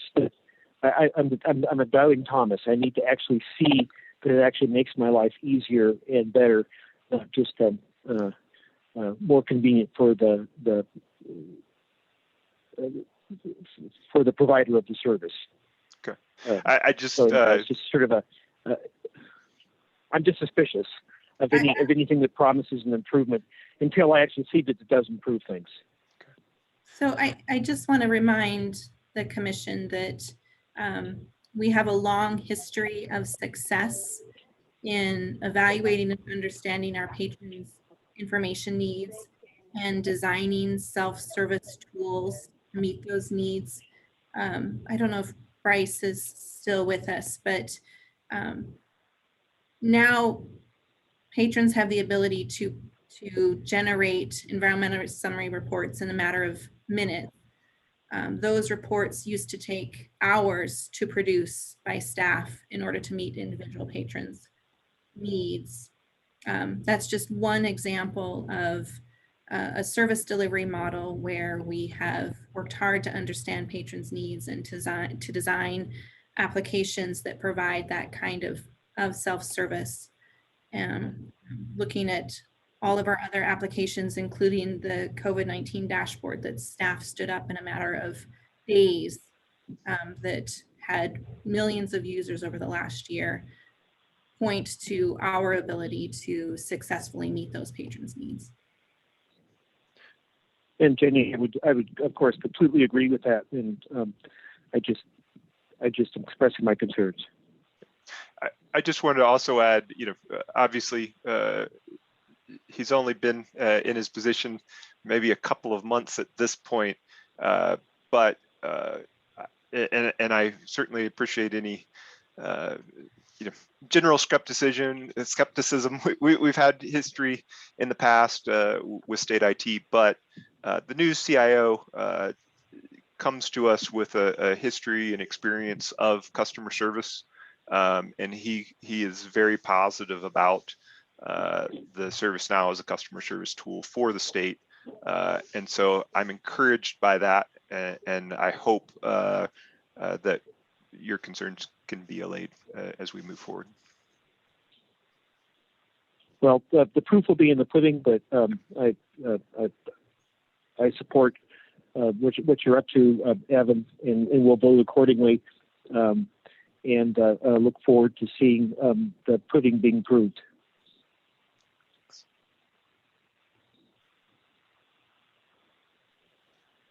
Yeah, Bruce and Jenny and I did have this conversation, and I initially expressed some worry too, especially about the visibility piece. But seeing your walk-in numbers, Evan, I'm not sure that it is. I mean, that ship has sailed, and in some ways, this is what we've all been working toward for the last couple of decades, right? It's just that technologies have taken a while to get good, software applications, networks, network capacity, and so forth, to really make that experience good. But it is clearly where the vast majority of users are working, and we need to deliver services to them in that environment. And the visibility piece to me is just a worry, because as we become more electronic, I think we sort of disappear from the view, the public perception, and we find that in the university system too. As we have shifted almost all of our collections funding to delivering electronic resources, people use them, they just don't know who's providing them. So, but we'll get over those hurdles. And I would say that those concerns, given the walk-in numbers that we have, I don't see those concerns being elevated by adopting this kind of model, because our visibility right now is not generated through walk-in traffic. Right. And, we hope to continue to address particularly the visibility and to your point, Kenny, making sure that people recognize that the state library is the resource for the online services that they're receiving through the rebranding program that we have underway. And I think we just need to point to the success that we had in this last legislative session to know that having a few walk-in patrons having to make appointments is probably not going to do much to undermine our visibility overall. Yes, I agree. And I agree too. And I think that for people, for librarians specifically of my generation, this may be as much as anything the new ways coming in and replacing the old ways. And as you say, with the numbers point that this is all in the good, but I still I just still feel some concern and some reservations, and maybe it's just me needing to be jollied along, but I really don't want to make it harder. I don't want any new application to come in and make things harder for our patrons. I want to make it easier, and I want us to stay visible. And I really do trust your ability, Jenny and Evan and staff generally, to continue us on in a positive position. I just think it's my responsibility as a crusty old commissioner to constantly be examining overall our trajectory.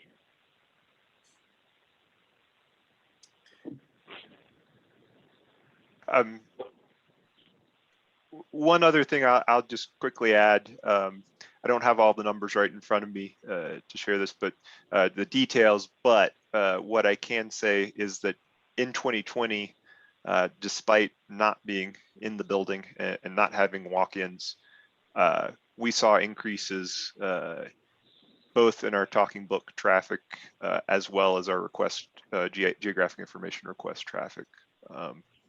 Substantial, more than the number of walk-ins that we had regularly in previous years. Fascinating. Cool. Okay, that's great. Can I have a motion to approve the Digital First Reference Services proposal?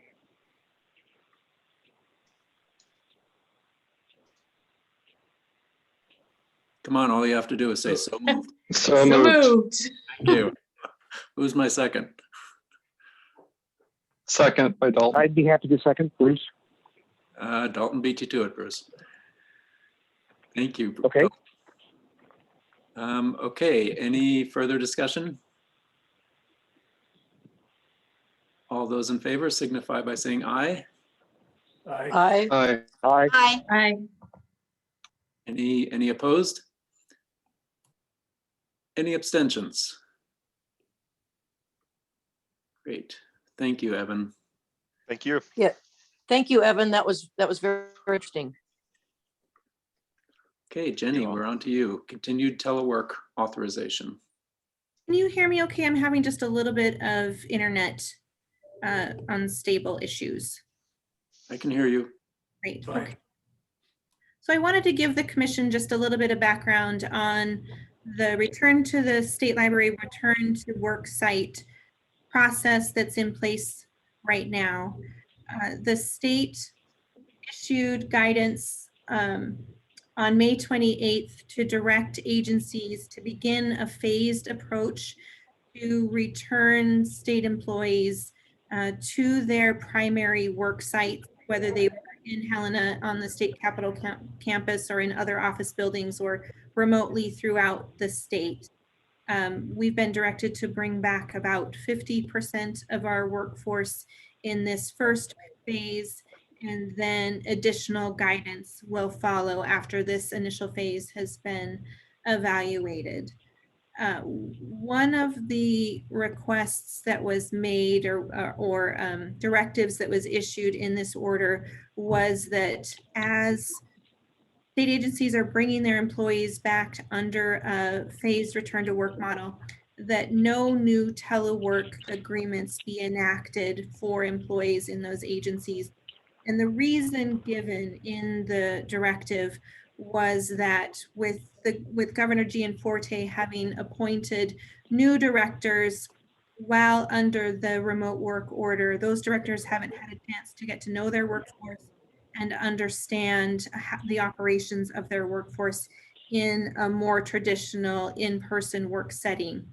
And as the state is taking steps to conduct a space plan and understand the implications of remote work, the order is to not enact telework agreements so that those new directors can better understand their operations to inform that space planning process. As I've articulated in the memo, we feel very confident in the model that we've put in place to allow remote work for certain positions within the agency. And so what we are requesting through this action is that the commission, under your legislative authority, grant the state library to continue to enact new telework agreements which are in accordance with the state of Montana's telework policy. Under that policy, it's the discretion of agency management to determine which positions are eligible for telework.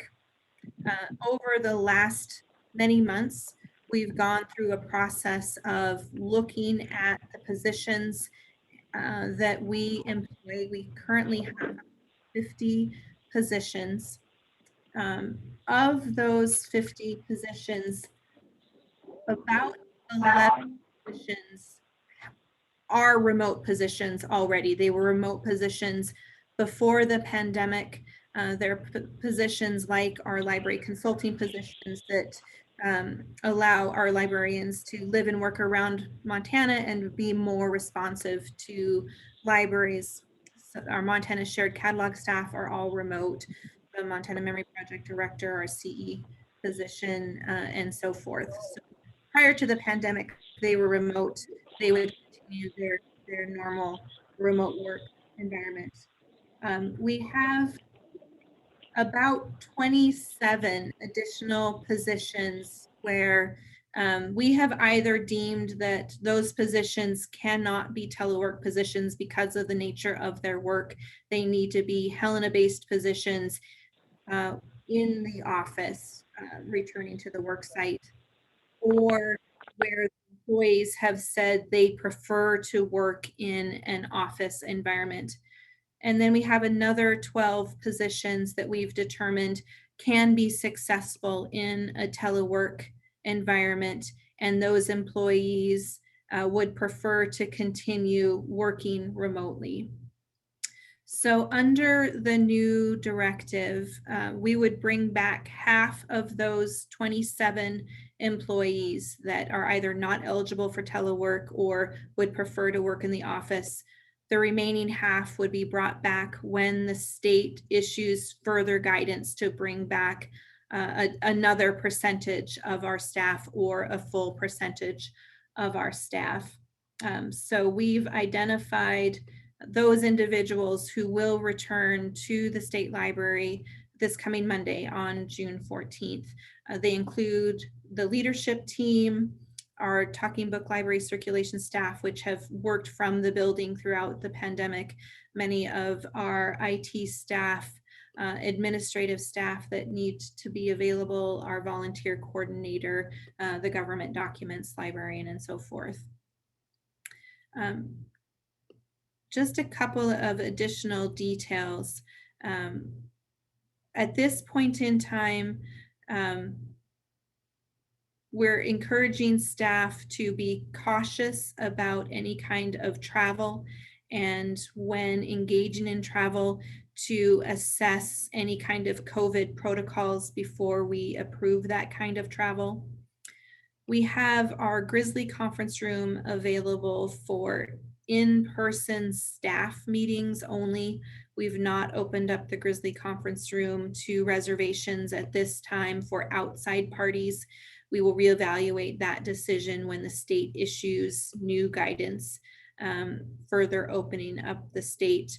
And then the other decision that's pending is when we bring back volunteers, depending on, again, additional guidance from the governor's office about fully bringing back our workforce.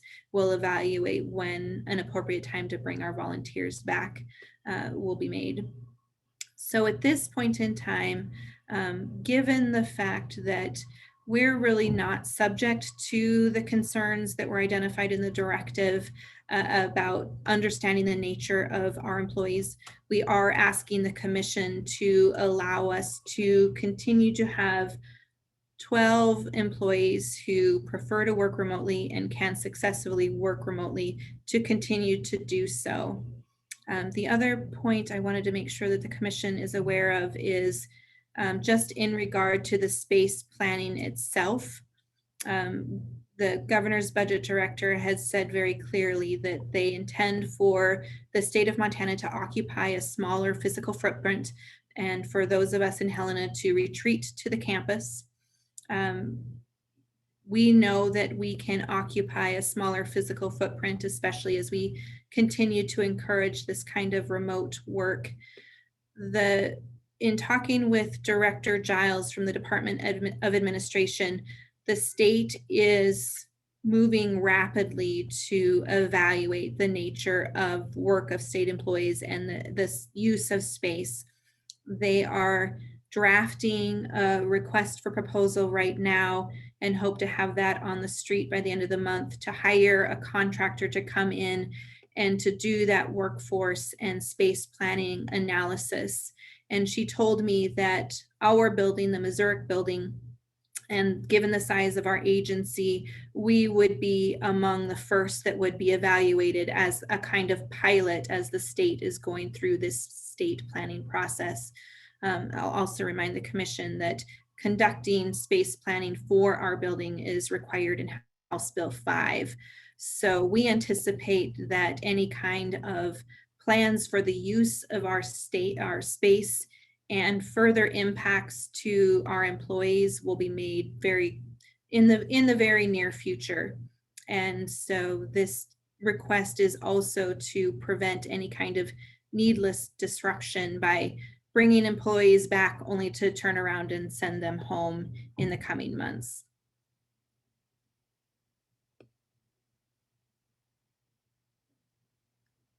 With that, I'll ask if there's any questions. So Jenny, thank you for that. And I'm outside of the governor's agencies, so the requests and the directives does not comply or comport with our staff. So I would say, as the authority given to the commission, I would be wanting to know that delicate. You say you've talked to Director Giles. I don't know if you've also shared this uniqueness within the library and all the instances that may happen, might not happen, that would be not unintended consequences, but possibly when you bring or how you bring individuals back. So I would say that the information that you're bringing to us is not a vote for us, but is more of a detailed conversation with the governor's office. That's a really good point. And I forgot to mention that I have had a conversation with Chief Policy Advisor Glenn Opel about this as well, and did share both this document as well as the digital references first document with them as well. So they are aware of both of these discussions with the commission today. This is Connie. We have the obligation to follow recommendations that are fiscally the most responsible course. And I feel like the part that you put in here at the end about the disruption to staff is significant. If the move were to be made for more of them to come back now, it would be not just disruptive to staff psychologically, but I think there's a tremendous risk of a loss in productivity with that much movement going back and forth. it makes sense to me that you would wait until at least the space planning was completed and to have a smaller footprint, which sounds like you are confident you'll be able to do. I've also experienced working with you all for over 10 years with your remote staff, and I know that it is very well organized, and confident that you could continue to do that if it were workable with the governor's directive or office. You have more, obviously, information about how to work with the policy director and things like that. But this recommendation makes sense to me from a fiscal perspective on that loss of productivity.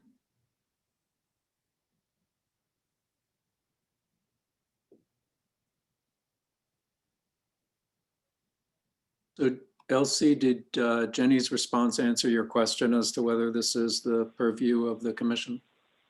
No, but thank you for annotating that. Did Glenn Opal say yes or no, or that he would bring it to the governor's office or whoever was in charge of the discussion with the directive?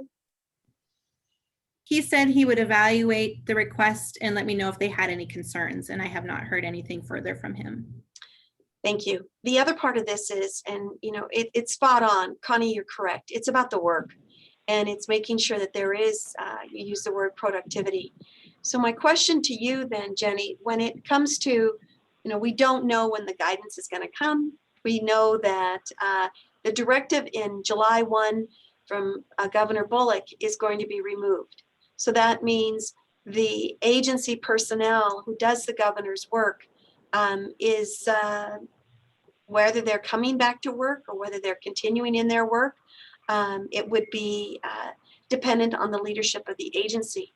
But again, I hesitate making a decision as a commission, not knowing exactly the legal framework that I would have to go against whatever the governor's directive is.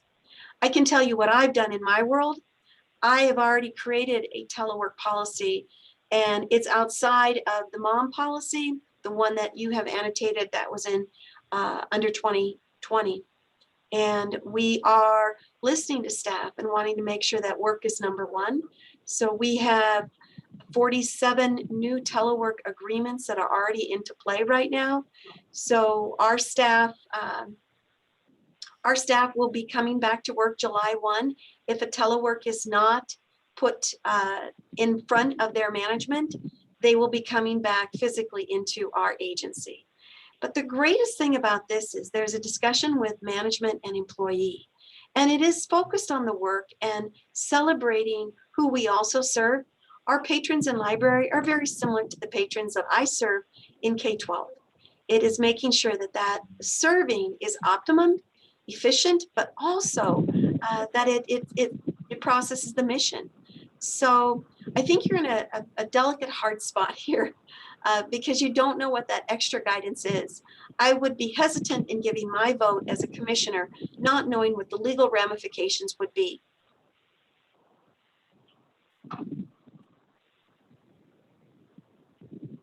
A couple of points that I would make. The determinations about which employees are coming back and which employees are eligible for telework, and of those employees eligible for telework prefer to work from home or a remote location versus those that would prefer to work from the office. Those decisions have all been made through very close communication between library leadership and our supervisors, Sharon as our HR officer, and those individual employees. We've asked them, where do you feel like you can be most productive when you see yourself doing your day-to-day work? And so those 12 positions that I'm referring to, who we would like to as you said, Elsie, continue to have those telework agreements in place. Those are the ones where, first and foremost, the leadership and supervisors have said that these positions can be successful in a telework environment. And then furthermore, those employees have said they see themselves being most productive in a remote work environment. We've had similar conversations with supervisors and other staff where we have said, we believe these positions can be successful in a telework environment. And those employees have said they see themselves being most productive at the library. And it's those employees that we would bring back in the next phase of the return to work. So we're certainly not telling anyone they can't work from the library if that's where they feel like they would be most productive. It is not unusual for the State Library Commission to establish policies and further guidance that is outside of state policy. That's something that's very much within the purview of the State Library Commission. And that's why we're bringing this decision to you today. Jenny, are there other departments that have unique situations that they would take to the policy director and ask if an exception would be appropriate in the way that you are with this proposal or recommendation? The Historical Society and the Arts Council are other agencies that similarly have governor appointed boards and fall within the executive branch. Thank you. I guess I would ask too, this might be a naive or out there question, but bear with me because I'm new. Would it be seen as a cultural statement against the directive? Like, would it be is it not kosher is my question. If there is an overall directive from the governor like this, is it expected, or is it a statement if we have our own action within the library? I know you're saying it's well within our purview. What is the kind of culture that's there? I'm not sure if that question makes sense. I think Jenny might have frozen. Oh, I'm not sure if that's landing well. Because she's not moving. She's like, no. I'll wait to see if. Yeah, I don't want to speak ahead, for her, but I would just add, to her point earlier, that we are very cognizant of the reasons pointed out by the governor, and so we're not questioning those motivations in any way, but we see a difference in that our staff is not new to us. Okay.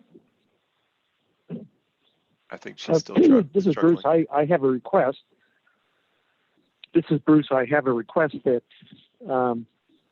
as we, regardless of the outcome of this vote, maybe at some future meeting we could discuss how we know what productivity is and if we are being more productive and more creative, and to what degree does the culture of the state library work environment depend upon face-to-face interaction from the staff in what works in fact better or at least as well remotely with people working from home doing telework. Just because in some ways I'm being asked as a commissioner to make a decision without any way of knowing the effects of without knowing how I measure the effects of this decision. That's not really meant as a criticism, but I'm just saying that this is an opportunity for us to kind of think hard about how we, as Connie said, nurture the culture of the state library and keep it not only productive in terms of getting work done, but productive in terms of creatively kind of moving our efforts out and keeping us, like, again, on the trajectory we are now in meeting people's needs. That's it.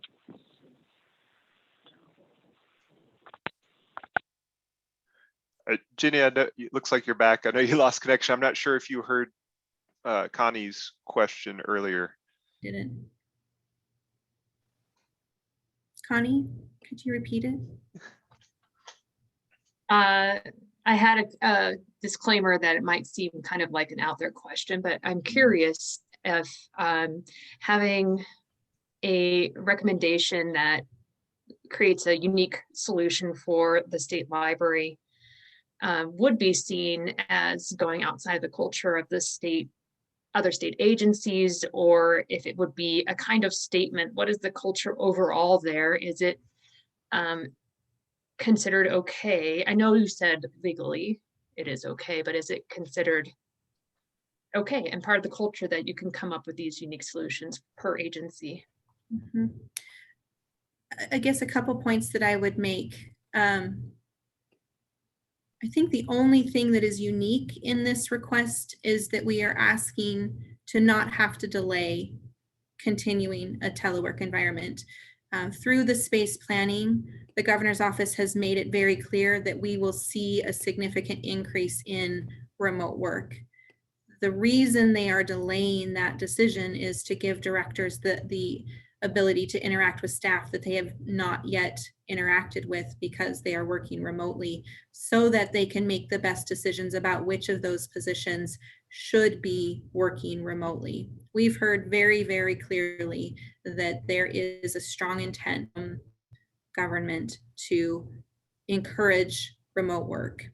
So I would say prior to the pandemic, there was some hesitancy to reward or view remote work as, I guess the best way to say it is remote work was viewed as more of a privilege prior to the pandemic. I think during the pandemic, people realized how successful we can be completing our responsibilities while working remotely. And so it's becoming widely adopted. I can also tell you that I'm hearing significant pushback from leadership in agencies that are being affected by this decision to bring employees back, even if it's temporarily. So what I would like to offer as a solution is to have our commission draft a letter to the governor's office stating emphatically, bulleted, however it would be, the reason why there needs to be autonomy within the governor's directive. But at this point, I'm a little bit resident in saying no in a vote, that we will not comply. But I believe offering a formal letter from our commission to the governor's office might encourage the yes that we want to get to have, because you are under the umbrella, we are under the umbrella of the governor's purview. And I would not want to, not want to put a chink in any armor that you have created, Jenny, over your many years of service. That would be what my solution might be. Jenny, Elsie, did I hear you correctly to say earlier that you have created a number of new telework agreements? Yes, and because we are not part of the governor's cabinet, the minute the pandemic went into play, we reviewed the existing telework policy that pretty much mirrored the MOM policy or the state of Montana policy, but we have gone through many renditions with multiple staff eyes on it, legal staff eyes on it, and we have 47 new telework agreements that we are initiating that are annual. A performance review needs to be done prior to those, and before their renewal, they will also have that. They're signed off by their staff, and that we firmly believe that we are initiating this also through the governor's office. They're reviewing what we're doing, not that we are, the first man on the moon, but they're looking at this. But yeah, that's us. Because I'm just not understanding the distinction, because even though you're not on the governor's cabinet, you're still a state agency, right? And the guidance is directed at state agencies. It is not. It is not directed to me, nor to the AG's office, nor to the state auditors or the Secretary of State's. Because of the election and because an elected official, that I'm outside of anything that is the governor directs. Do we take some of the governor's directives, when we look at ours? Of course we do. Wanting to make sure that there's some unified look within the Capitol complex and making sure that government can be whole. But this is not the only instance that we're very unique. We are unique just because of that elected model. But what I would like to offer then is a solution for our commission is to say that we would highly recommend that that the state library, that the work is still continuing, that there's been great dialogue with our employees, and also on a safety note. And Connie, you also brought that up. It is about safety. And that's why we went into this pandemic. The virus is still existing in some of our communities across our state. We want to make sure that our employees are not at risk. But I believe through your leadership, Jenny, and what you have done, we could easily craft a letter that has the seal of the commission on it to request that this is taken under serious advisement from the governor as much as their policy advisor.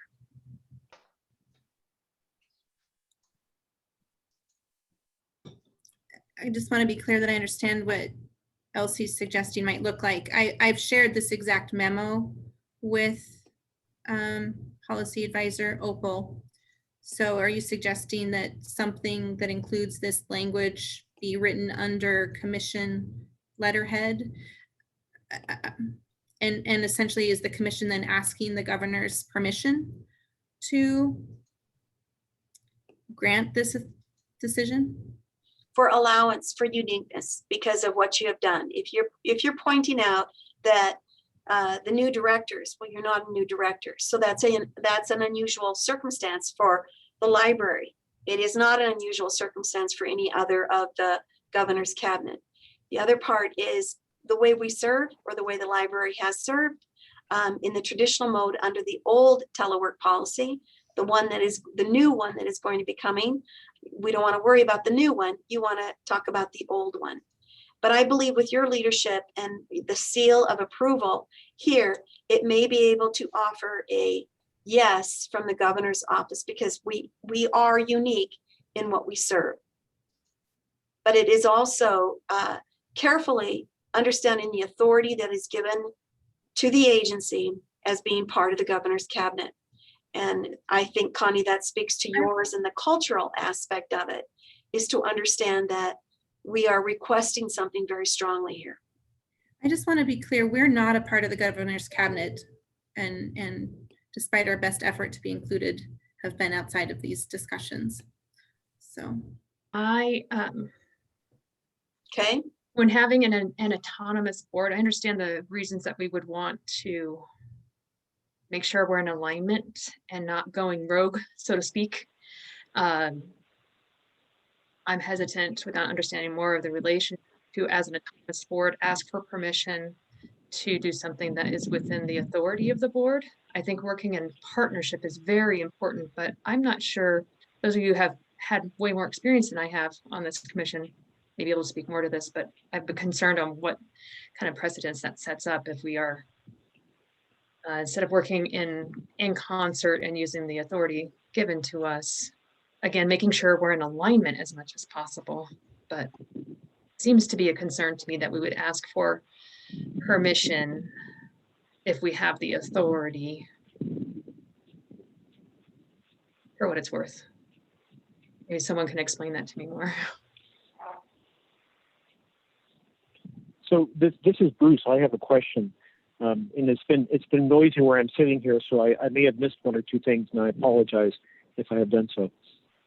But my understanding is that that Jenny has taken this to the governor's budget manager, or I'm sorry, policy manager, and said, this is what we would like to do. This is what we intend to do, unless we hear otherwise, for these reasons. So. Is there a distinction? Is that true? That's true. Thank you. And so, and we've heard nothing from the governor's office since this was taken over to him, to his office. We have not. And when do you need to make a decision, implement a decision about this? On Monday. Was it on Monday coming? Yes. Well, it seems to me then that we just follow. Seems to me that we would want to follow what seems to us to make the most sense from our a business sense. We've done our best to talk about this from a policy sense with the governor's office. If there's a need for the commission to, I agree with Elsie that the commission should be ready to write a letter to the governor when the time comes. I'm not sure the time has come. I think maybe what we've done is sufficient. There's sort of a little bit of a combination of, it's the proud male that gets smacked down, but also if we've done due diligence and we're there and we have a plan that needs to be implemented immediately, that this is a sound way to proceed until we hear otherwise.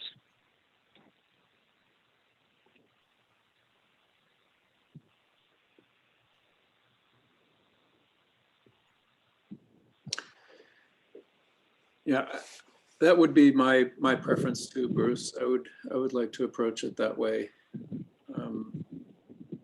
Hey, would it be too soon, Kenny, for me to offer a motion that we? No. I don't think it's too soon. Thank you guys for bearing for bearing with me, but what does a motion need to be to basically to affirm the memo dated June 1? To approve the memo for continued telework authority. To approve. Yeah. So I would move to approve the memo.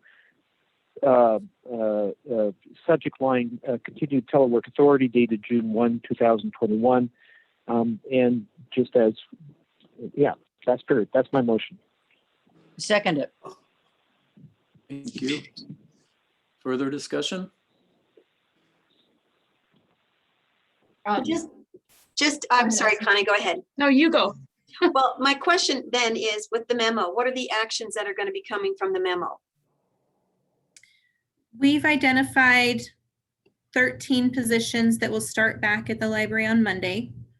We've identified an additional 13 positions that will start back at the library when we receive future guidance from the governor's office about the next phase of return to work. And then we would initiate the process of creating new telework agreements for 12 Good morning. that have Good morning. been deemed appropriate for telework. I think it would be appropriate for me to follow up with Glenn Opal, just informing him of the action that the commission took as well. I'd like to state again before the vote that the second to the last paragraph is what really stands out to me as far as our obligation to provide fiscally sound and responsible recommendations or decisions. This stands out to me that a staffing decision to bring people back earlier and then have a space assessment that's in the works, come back and say that those folks should go home would be a tremendous loss in productivity. That's why I would support the vote when it's taken. So Jenny, what specifically is going against the governor's directive here?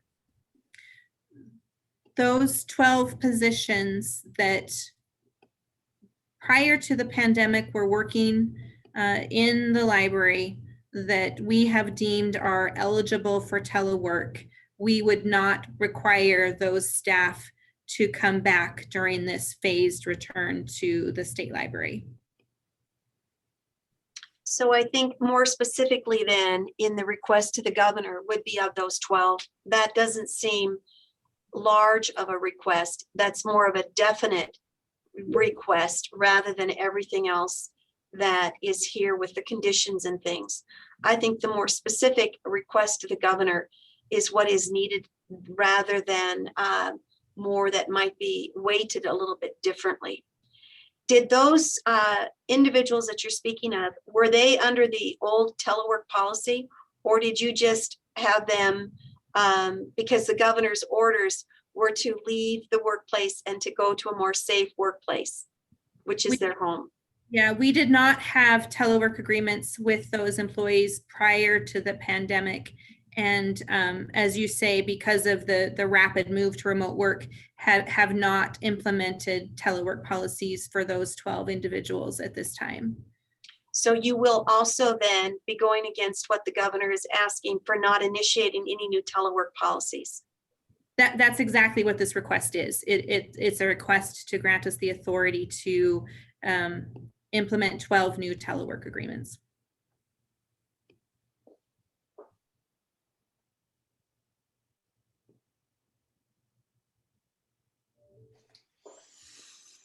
Any further discussion? Okay, I'm going to call to vote. I'll call the vote. All those in favor of Bruce's motion, please signify by saying aye. Aye. Aye. Aye. All those opposed? Aye.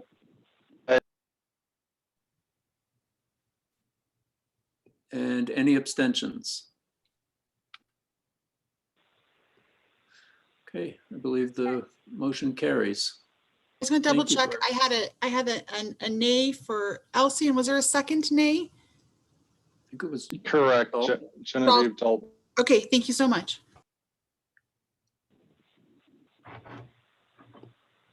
All right, thank you for a good discussion about this. Certainly a difficult place we find ourselves in. Mhm. And Jenny, you will follow up with the governor's office to inform them of this. And if there's pushback, you know, we'll revisit, right? Okay. Thank you. Melissa, Finance Committee report.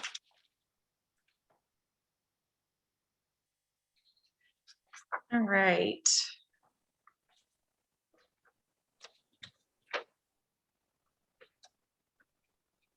So it looks like first up is our federally negotiated indirect cost rate. I just wanted to give a quick update and some good news on that process. So about 9 months ago or so, we submitted our first proposal to the feds so that we could start charging an overhead indirect rate. So we submitted that about in September, and it took many, many months of their review, and we went back and forth quite a few times, got into the weeds, and we have officially been approved now for our indirect rate. Ironically, it's actually higher than what my proposal was. So currently we are now approved for a 36.85% indirect rate. And we are able to start including that amount in our contracts going forward with, if it's a non-federal agency, it's optional. We can try to negotiate that with them and use that rate and that backup. And then as far as federal grants, as long as it is allowed, then we can charge that rate on any kind of federal contract or grant we have. So those costs will be used to cover, help cover and offset general fund expenses that cover our overhead costs. So one thing I'd like to mention is that we have to resubmit this proposal every year, and it's based on the current ratio of our indirect versus direct costs. I anticipate that this rate will fluctuate pretty significantly over the coming years, just because we have increased our EMLIA funding coming in that will help, that will shift the amount likely down a little bit in the future. But we're really excited because this is just another way for us to diversify our funding sources and not have to rely so heavily on general fund.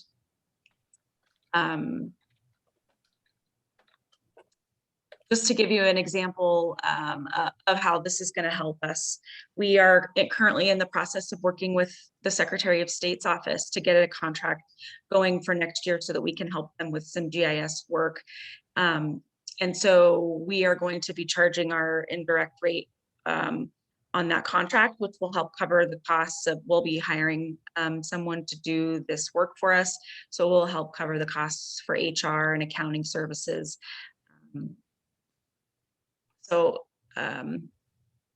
it won't be insignificant, and I'm really pleased about how this will help give our agency stability going forward. Yeah, this is a great win, Melissa. This is really incredible that you got this rate, and I think we should all be grateful that you persisted in this and got into the weeds with the Department of the Interior and negotiated this rate. It's great. It's great. And just to be clear, you know, so that everybody understands, for example, if there's a $100,000 contract or grant, the federal government pays an additional $37,000 on top of that, right? That goes directly to the state library for overhead costs or administrative costs. Thank you, Kenny, for that. For me, it's 19%. So, I mean, this is a huge win for sure. So thank you, Melissa. In the university system, it varies. I think it can be as little as like 10% all the way up to 44% for pure research grants. You've heard me say this before. Yeah, this is really good news. Thank you. I was going to say, you've heard me say this before, and I just want to say it again.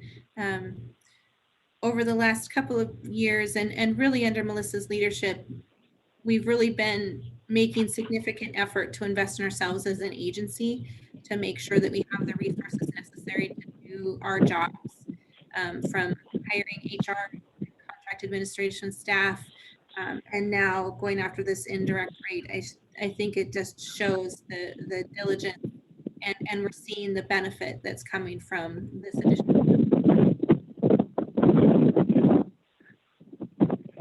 Bruce, can you mute your phone, please? Getting a lot of wind. Thank you.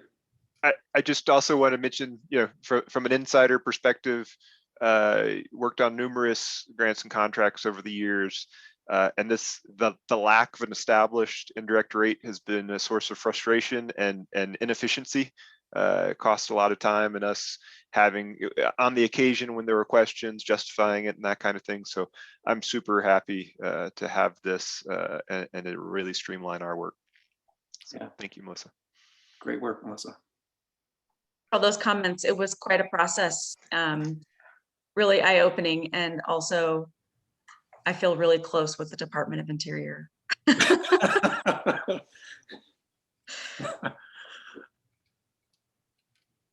Okay, Jenny. I'm sorry, was there anything else, Melissa, on that? Oh, no. Okay. I just had a quick question. Why does the Department of Interior authorize this instead of? That's what I asked. Yeah, that's a good question, and I remember the answer now. So the IMLS is our federal entity that gives us the most funding. However, they don't allow indirect cost rates. No. So we have to go to the next in line and get the approval of IMLS so that we can go to the next in line so that they can negotiate on our behalf, which happens to be the Department of Interior. And as you said, whenever it was that we met Monday, a lot of the work that the library does has to do with USGS, right, and GIS systems and things like that, and that falls under the purview of Interior. Great. All right, Jenny, the pay incentive distribution strategy. Also discussed under the auspices of the Finance Committee. We are again seeking commission approval to authorize one-time only bonuses to state employee staff. This is making up, apologize for the double X's that we have at the top of the memo. I think it says a little bit lower, about 131,000 in one-time only monies for bonuses. These dollars were generated through vacancy savings that we accrued in the past year.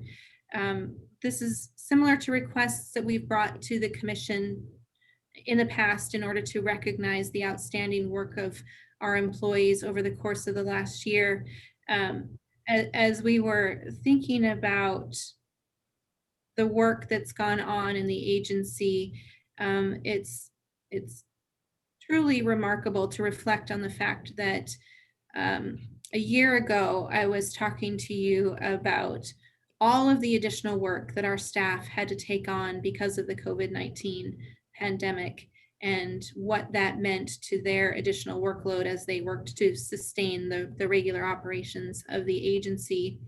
I don't think any of us at that time anticipated that a year later, we would be largely continuing with the same additional workload on top of our regular activities.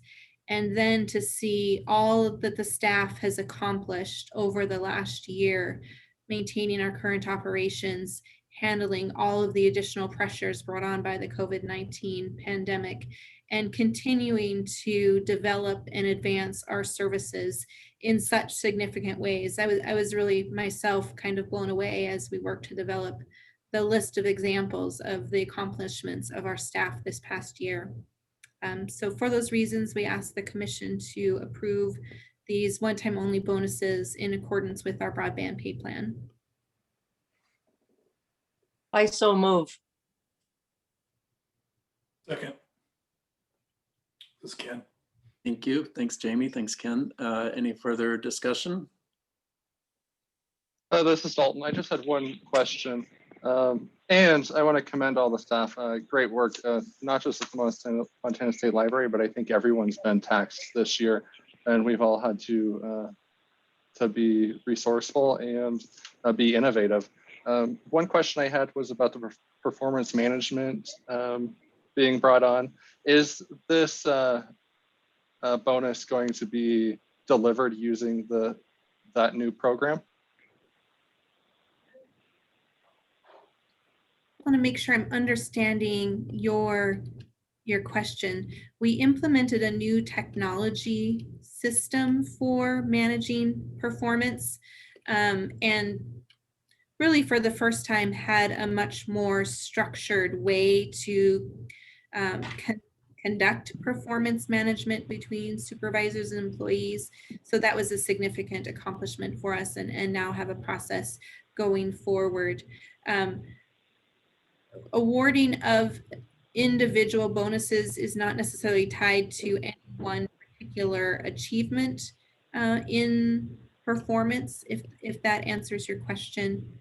But all of the employees who are receiving bonuses did successfully complete the performance management process. I don't know if that answers your question. Thanks, Jenny. So Jenny, Elsie, I have a question. So where is the dollars flowing from? The origin again? These are state dollars generated through vacancy savings from our various sources of funding, state general fund, our LSTA funds, and our MLIA funds. And then they're going to be appropriated to the employees via what mechanisms? So is there going to be a look of equity here, or how is this going to be distributed? It's equitable employees receiving the same amount of funds. Okay. And then when it comes to any of the efficiencies that were given, or the flexibilities that were granted because of COVID, we're not going backward, right? So in other words, all of these efficiencies and everything that we achieved throughout government, and specifically with the library and serving patrons, that those are not going to be returning. We are going to be moving forward. That's a great point. Absolutely, Elsie. So then, looking at this bonus structure outside of the state pay plan, tell me also about the legal view of this so that we don't put the library at risk. I would say it is within the state pay plan. It's allowed for in the state broadband policy, and something that we've awarded numerous times over the years, including last year. Okay. So just in reflection, the state policy, there are rules in every agency that can adorn or enhance whatever the state policy is with the pay plan. So not every agency has this.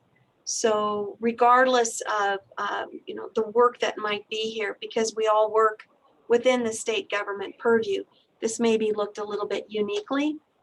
And I don't want it to be looked like that the library is granting more. What would be the highest amount of bonus that an individual might be receiving? $3,500. And would that be a percentage of what then of their normal pay plan view under the broadband pay plan?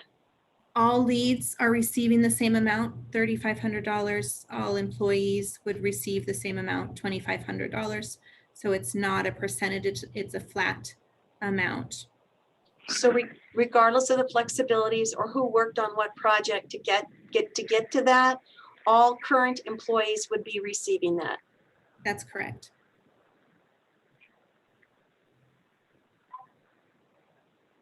Thank you. I do not yet understand the connection to the broadband pay plan policy. Can you describe that again, please? Sure. The broadband pay plan policy determines all of the policies that govern how we compensate our employees, from how we set initial pay for new employees, how we award raises where circumstances allow for us to award raises, requirements to adopt longevity pay increases. And one of the allowances within the broadband pay plan policy is that we have the authority to determine when to grant one-time only compensation in the form of bonuses. And you've done this before, you said. Many times.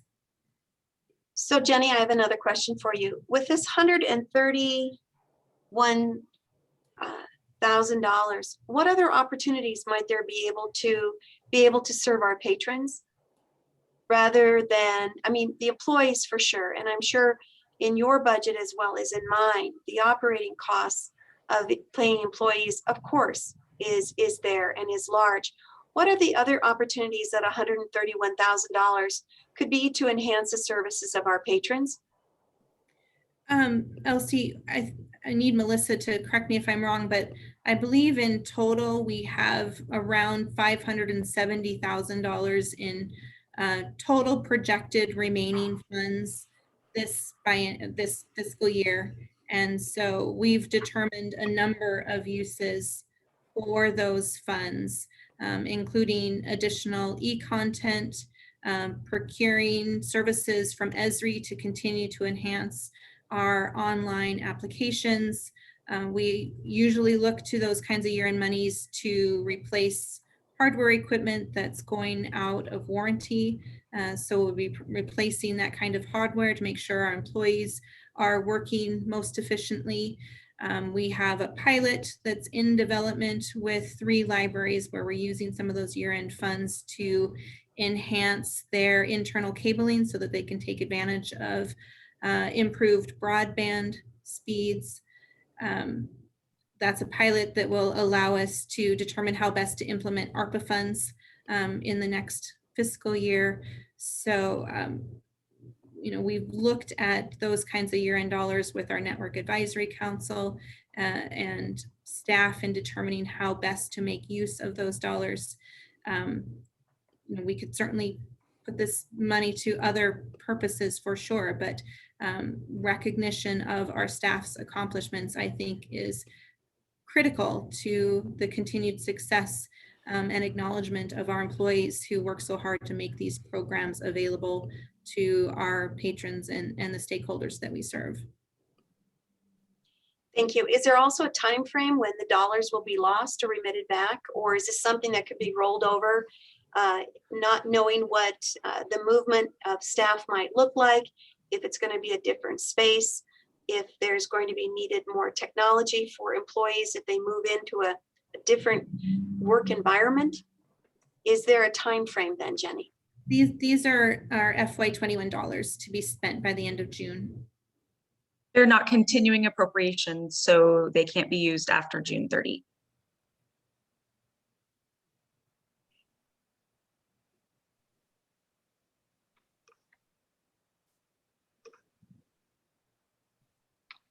Any further discussion?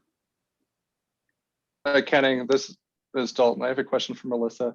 Are these payroll savings coming from positions that you had trouble recruiting that you're still looking for, or do these positions still exist as a need for the Montana State Library? Well, there are a lot of reasons why there are vacancy savings. Some of those include turnover. So if somebody leaves and a position is vacant for some period of time, and perhaps a new person is hired at a lower rate, those kinds of things contribute to vacancy savings. So there are a number of reasons why there's this excess funding.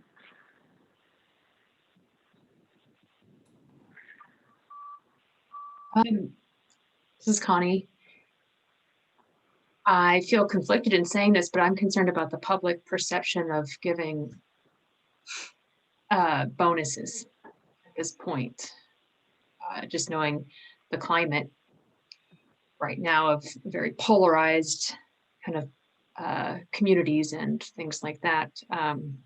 Is that public perception part of your previous conversations when you've approved these types of bonuses in the past? I recall Bruce bringing up those kinds of concerns in the past. I don't know if Bruce can hear us. Trying to remember, I would have trouble counting off the top of my head. But I've been a librarian for nearly 10 years, and I would say at least half of the years when I've been state librarian, we've had sufficient funds in order to award bonuses to staff, and the commission has always authorized us to do so. We've never had any kind of concerns.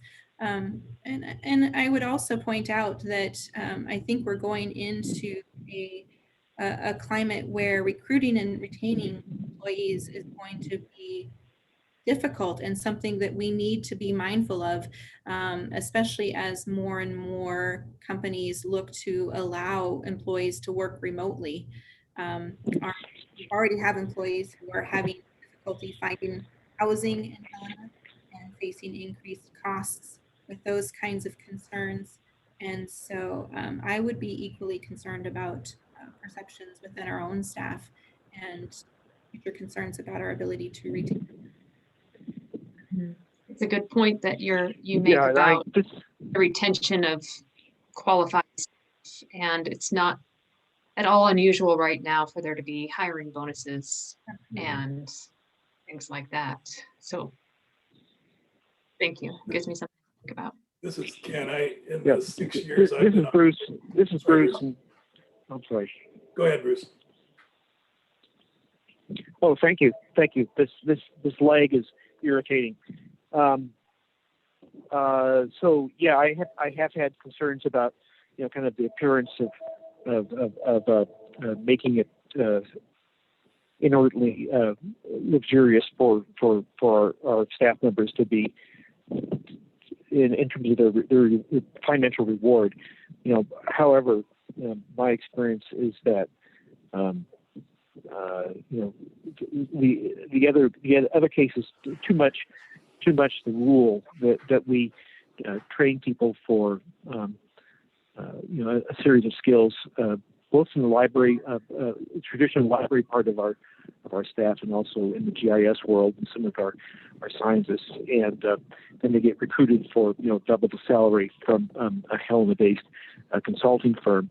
I think when we have an opportunity to say that we really appreciate them and that we value their work and their commitment and their sense of service to the public, to Montanans, when we have a chance as modest as this is to do that, then I think that as a commission we're fortunate in being able to do so, and I look forward to voting yes that this is a good time to do it, and richly deserved, and I wish it was 10 times as much.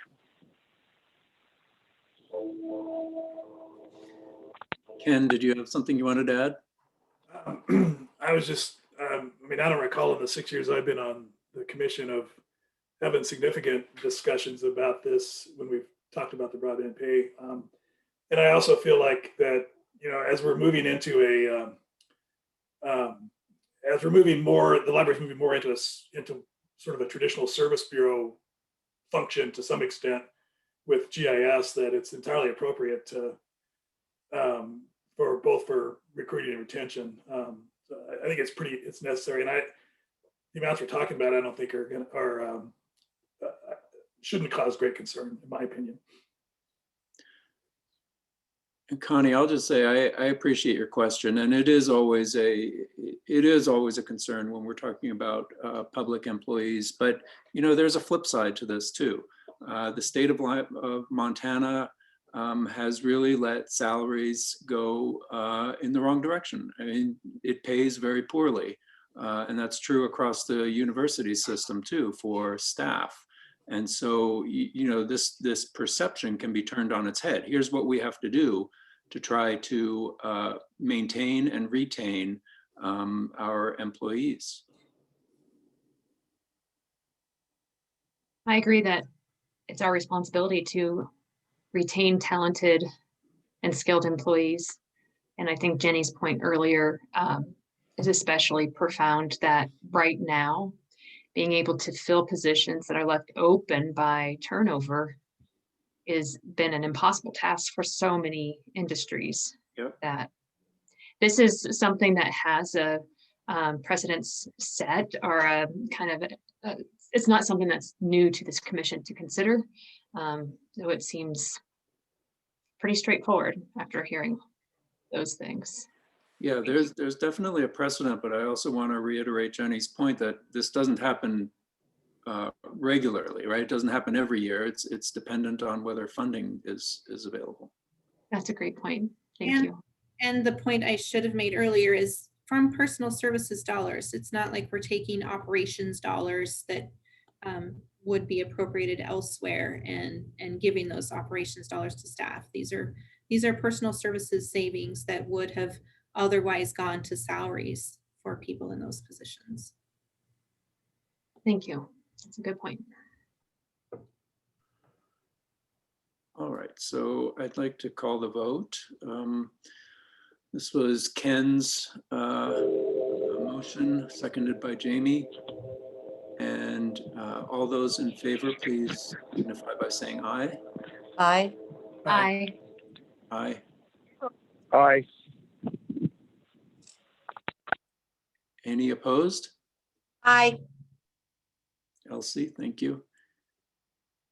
Any abstentions? Okay, the motion passes. Thank you. Melissa, looks like we're back to you. Oh, sorry. I see a note for public comment. Jenny, is there supposed to be public comment on this? It's appropriate to ask for public comment before action. Oops. Is there any public comment?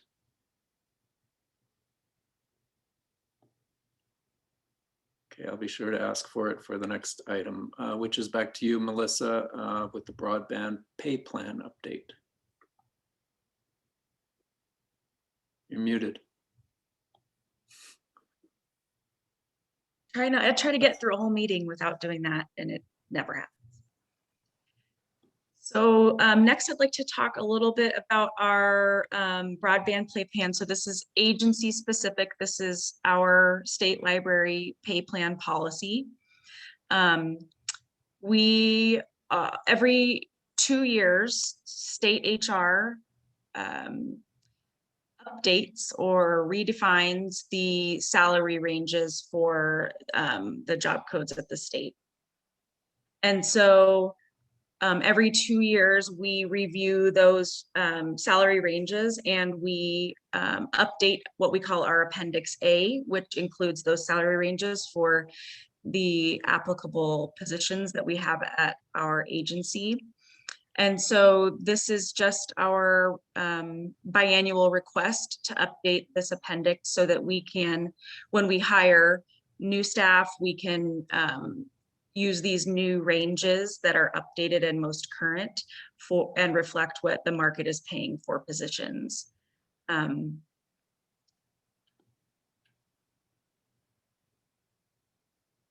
Yeah, so this is pretty routine for us.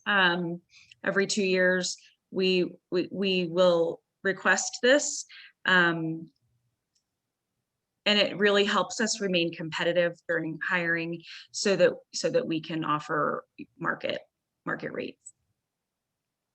But it's not market rate, right? It's 80% of market rate. Well, so the range, so it's what we're adopting here in Appendix A is the range. So that's the min, the mid, and then the max. So it gives us their parameters that we're allowed to offer positions, offer new positions, their salary. And so we would offer something in between that range that reflects the years of experience or skill sets of the person that we're hiring. But the mid that's listed there is 80% of market rate, right? The minimum amount that's listed is what is 80% of market. The mid amount is, it would probably help if we pulled it up.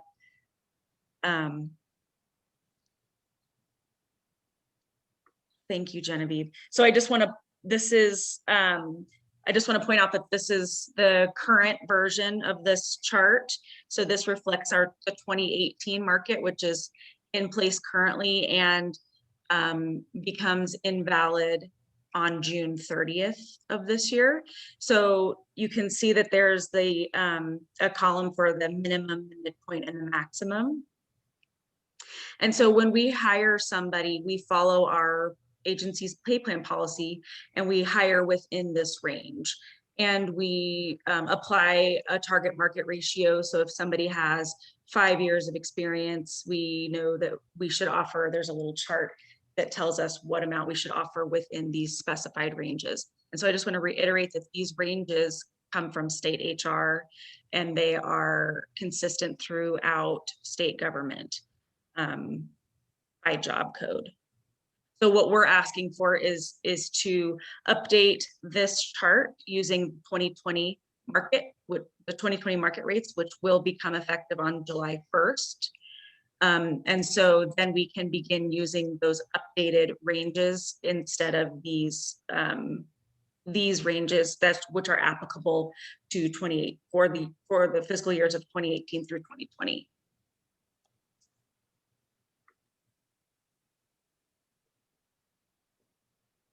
If I could just throw in, when we look at that competitive minimum, that's really looking at, for that occupation, that is a starting wage for someone with limited to no experience. When we get to the competitive midpoint, we're talking about someone who has probably 8 to 10 years of experience in that direct type of job. So that's where we determine, typically we are determining somewhere in between that minimum and midpoint where someone new to the agency would be starting. I would be a proponent for moving to the new market rates, partly because these rates, they really came into, these are the rates really based on probably mid 2017. And so as we are recruiting new employees, we're really tied into salary rates that at this point are about 3 years old. And so it's hard to be competitive to bring in those new people according to our pay plan and the directives that we are following if we don't stay up to date with the market plan. And so that's one plus for moving us to that 2020 market, because by the time we get to the end of that 2020 market, we'll be looking at rates that are several years old. And so if we don't get there, we'll be looking at rates that are 5 years old by 2022. Yep. Thank you, Sharon. And the market analysis looks at cities that have a comparable cost of living. Is that right? That's correct. It seems like it would be 2020 would be dated even though we're only partway through 21 with how much real estate has gone up. How does HR handle that kind of question? I think well, I'm not sure if we have time to go into that right now, but well, maybe I'll just call you. Well, it's okay. Okay. Yeah, so we're following what state HR recommends, and we're using the best and most current information that we have access to.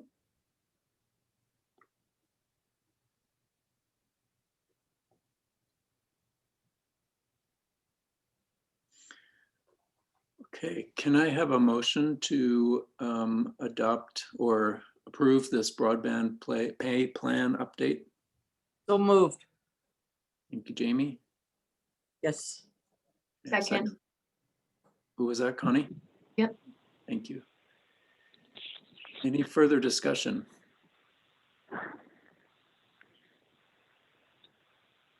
Any public comment?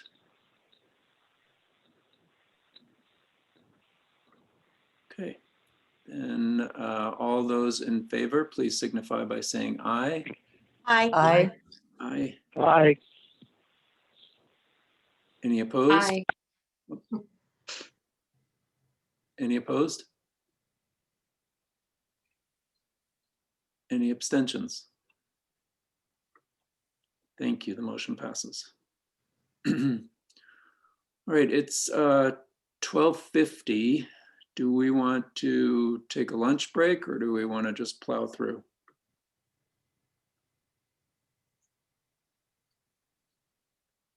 Jenny, what do you estimate how much longer we have?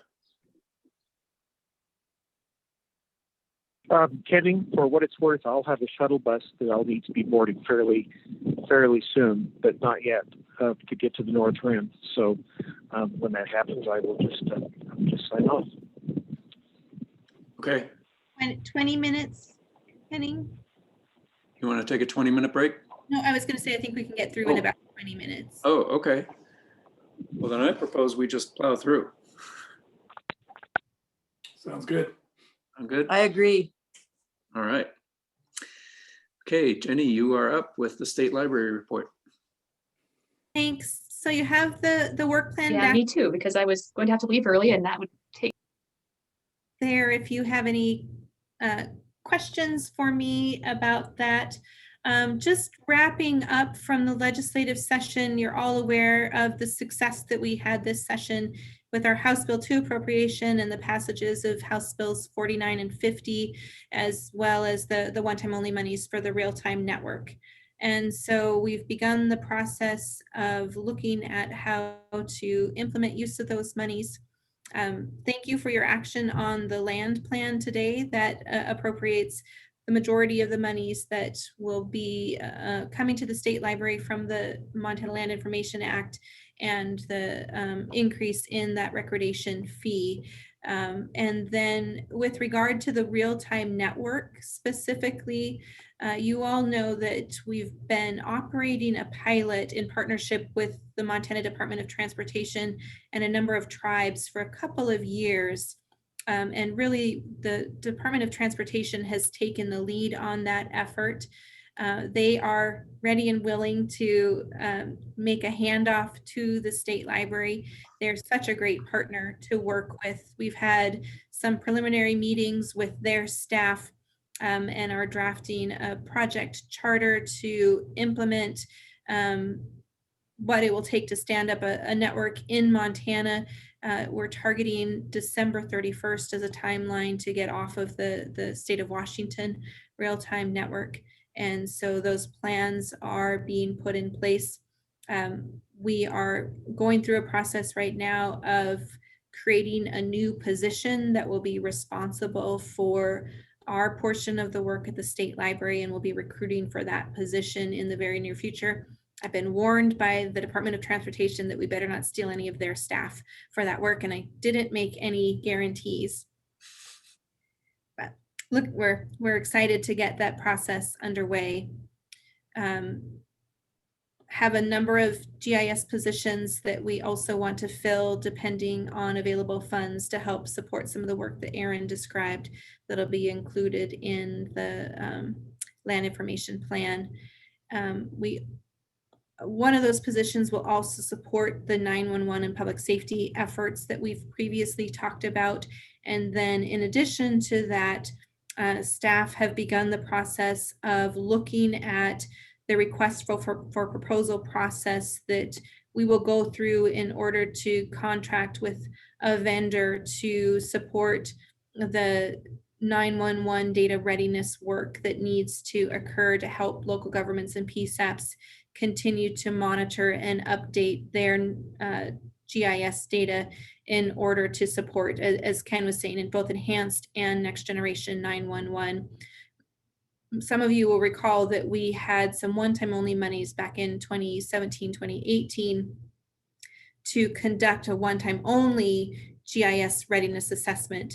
And we went through I don't remember if it was a limited solicitation. We went through a more streamlined solicitation process at that time, but we do have all of those documents and records that we can use to inform the RFP process, and plan to go through that process this summer and get under contract just as quickly as possible so that we have the resources to begin that assessment work just as soon as possible. Also in September, the state will initiate interim budget committee hearings. That's something new for state government. And the first meeting of the Education Budget Committee will be in September. At that time, we plan to get more guidance from them, or we anticipate getting more guidance from them about what kinds of data and metrics and reporting they want to see from us about our activities, and especially those that have come out of the legislative session. So I really look forward to getting more guidance from them about what we can do to demonstrate the impact of the new services that we're able to offer with these increased funds.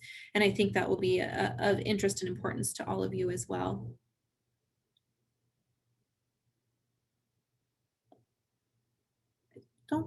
I think that's everything I wanted to share coming out of the legislative session, unless you have any questions.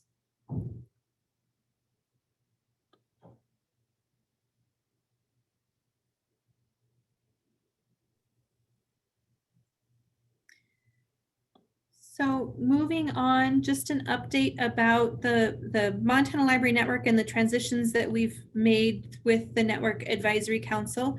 We did seat the new Network Advisory Council that you voted to appoint at your April meeting. We had a transitional meeting between the new NAC and the outgoing NAC in May. It was a good meeting. A lot of people getting up to speed and understanding what some of these changes mean. There was some great discussion about how we continue to identify and advance the core services that we've been talking about, as well as evaluation of the framework that we're going to use to evaluate all of our core services.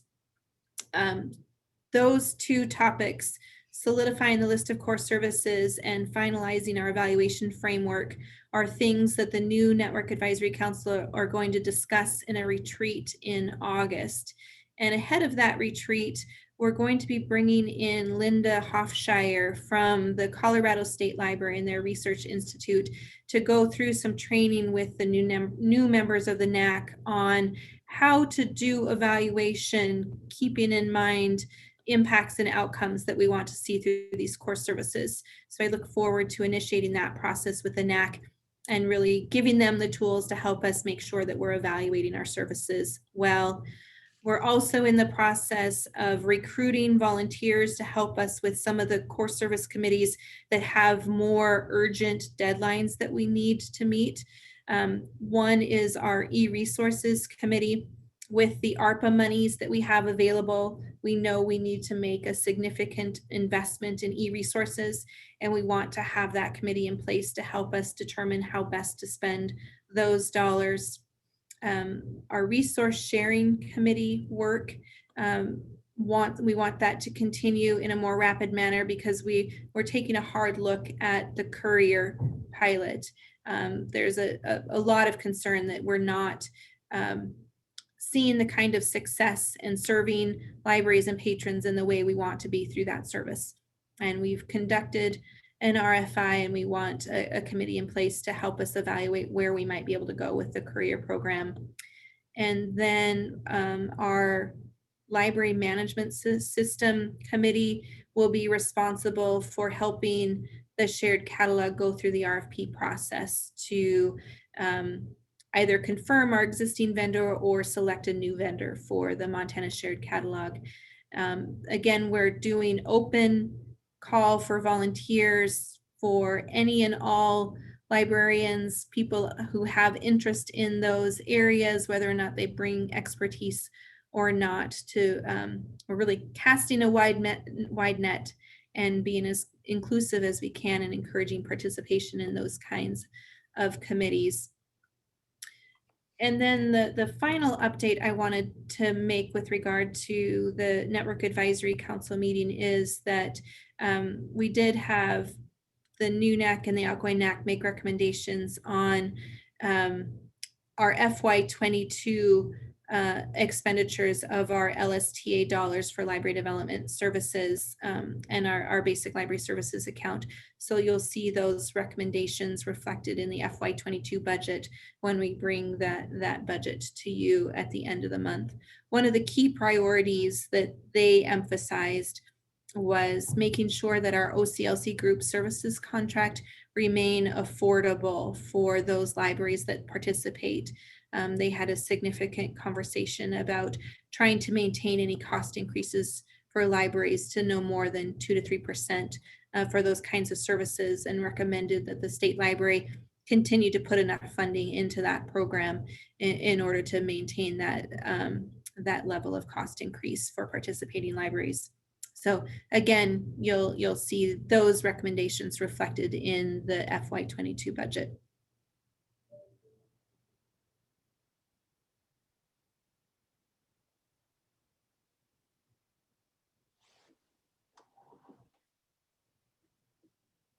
And then finally, moving on to an update about the Natural Heritage Program. We're concluding our current contract with the University of Montana, and we'll be continuing to transition some of those services from the university to the State Library, and also reauthorizing our agreement with the Office of the Commissioner of Higher Education.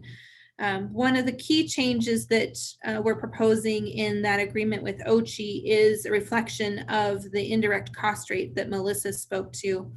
Under the current agreement, the agreement calls for us to split any indirect costs that the university would receive on a grant or contract 50-50 with us. We found that was really unworkable for a variety of reasons. Most importantly, that it really wasn't tied to any kind of actual number. And so the governor's budget office found that it wasn't justifiable in a way that would allow them to grant us authority to spend those dollars in a way that we would confidently be able to pass an audit. And so with the passage or the approval of this indirect cost rate, we'll be able to directly reflect that approved rate in the agreement going forward with OCHI. And so then future agreements enacted under that umbrella agreement with OCHI would just reflect direct costs incurred by the library and the heritage program and that indirect cost rate. So I think that will be very positive and something I know that OCHI will welcome going forward. We do anticipate hiring the remaining research staff that are at the university. Those positions are Andrea, the botanist, Dan Bakken, the zoologist, and Alexis, the assistant zoologist. They are completing contract work at the university. Most of those agreements will be wrapped up by November or so. So we anticipate hiring those staff at the State Library this fall. And they've started enacting new agreements directly through the State Library. Some of those are in place for this summer.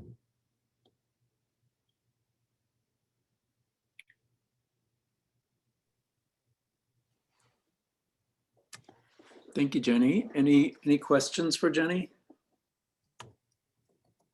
Jenny, would you mind if I gave another little update on Heritage? Please feel free. I just wanted to note that, as you saw from Jessica's presentation this morning, with the administrative changes, we still have great collaborations going on with the university. So wanted to make sure everybody is well aware of that. And I also wanted to address a couple things that had come up earlier in terms of web use statistics. And I just wanted to note, in the last year, our homepage use increased 3%. Our map viewer accounts went up 5%. Unique map viewer users went up 11%. Field guide users went up 25%. Our number of page views went up 21%. Number of hours of use each workday went up 18%. We're now at 77.5 hours of use on the field guide on the average workday. And the number of custom field guides that were downloaded increased 40.5% this last year. So under COVID, we got used very heavily. Thanks, Bryce. Yeah, that's great to hear those numbers, Bryce. Thank you. So do you attribute those increases specifically to the pandemic? I think it's a mixture of our ramped up outreach and the word getting out, continuing to get out. I would say that there are still plenty of people, natural resource managers across the state, that are not aware of our resources. And they could be making better use of them. So I suspect that we've got room to grow there in terms of increase in use, but I think it's partly the outreach and partly COVID. Mm-hmm. Mm-hmm. Kenning, this is Bruce. I was part of a native plant sort of webcast about a month ago, and we actually, Bryce actually made a presentation during that and kind of pushed some of the services he was describing. And I think some of the reason for increased numbers is just the excellent public information services that we're providing to spread the word. So more pleased with it. We're doing a great job with that from what I've seen. Great, thanks, Bruce. I'm glad to see that things are going so well with the Natural Heritage Program, and that things have smoothed out. I know a year and a half ago we were having harder conversations about this, so it's great to see the outcome has been so positive. And the main thing there is, I think we were all feeling. I remember this poster as a little kid. You know, the kid who's fallen down the rope, and what do you do when you get to the end of the rope? You tie a knot, and we were at the knot, and we had been there for a couple of years. So this increase in funding that we will get in this next biennium is just immensely important. I can't understate it or overstate it enough. Understated, I guess I should say. Thank you. So Jenny, no actions for this section, right? Just informational. Yep. Okay. All right, that brings us to commission leadership. So I think this is pretty easy to deal with, actually. I just noticed that in the bylaws it says officers remain in their elected positions until a replacement is elected. So, you know, we have the option of just not letting Bruce go. Okay, I see that's not going to work. So, yeah, Bruce. He's already gone. I'm just chuckling. Gone, I'm just chuckling, man. I'm just chuckling. Yes. So it is that time of year when we hold elections for a new chairperson and a vice chairperson. And so I guess I'll just open up the floor for nominations. Let's do the chairperson first. I nominate Kenny. Thanks, Jamie. That You're was- welcome.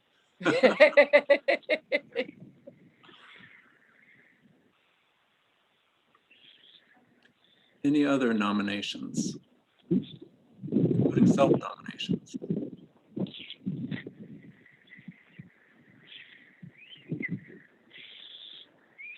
I move nomination cease. All right, well, I'll just say. We do have to. Go ahead, Bruce. Oh, never mind. I'm sorry. I apologize. I would just say I would be honored to run for this position. I've served as vice chair this year, and I think I'm in my 5th year of service on the commission now. I have a much better understanding of the state library and the public library landscape than when I first started 5 years ago. And frankly, not only has it been an education for me, I'm just so impressed with all of the work that the state library does and what an effective and dedicated staff there is, and I want to continue to support that. And one of the ways that I try to support that is I really feel that a strong relationship between the academic and the academic libraries and the state library and the public libraries is only beneficial to the entire state and to our users. And so being on this commission has I think fostered that. And this past year, the state library joined the Trails Library Consortium, which we now can no longer call an Academic Libraries Consortium. And that's just great. I was thrilled to see the state library join, and I know that will just continue to cement our relationship. So I will gladly accept this nomination and would be happy to serve. And Jenny, what happens now? We do a vote? We actually do the vote in August. Okay, great. So a little bit Patience. Well, that's a little- Patience is a virtue, not a vice.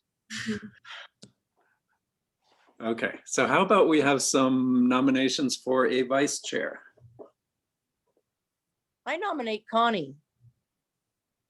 I know she's new, but it's an opportunity for her to learn and to view.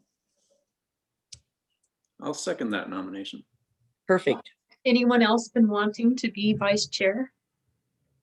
I would defer to a more senior member if there is someone who wants. It's called older. The same word is older. Okay. Well, An elder member. I do want to say, whoever gives who puts the motion out there and seconds the motion on nomination is up for nomination next year or next time. So there you go, Jamie. Ha! I'll figure some way out of it. Yeah. I'm the worst member you've got. I would be honored to. Well, be I do. Oh, someone, Bruce. I was just saying it sounds like a great slate to me. Thank you, Bruce. It was my idea. You're a wise woman, Jamie. I know when to move. Great. Well, thank you. Connie and I will be back with our campaign slogan in August. Anybody else want it? I can do more nominations. Did anybody, I don't know, is this coming through? What does it say? Finn 2020 and John. Finn Stapp in 2020. It's pictures of John, Finn, and me that were circulated. Was that at MLA? I don't even. I remember this. Yeah. We could have buttons made up.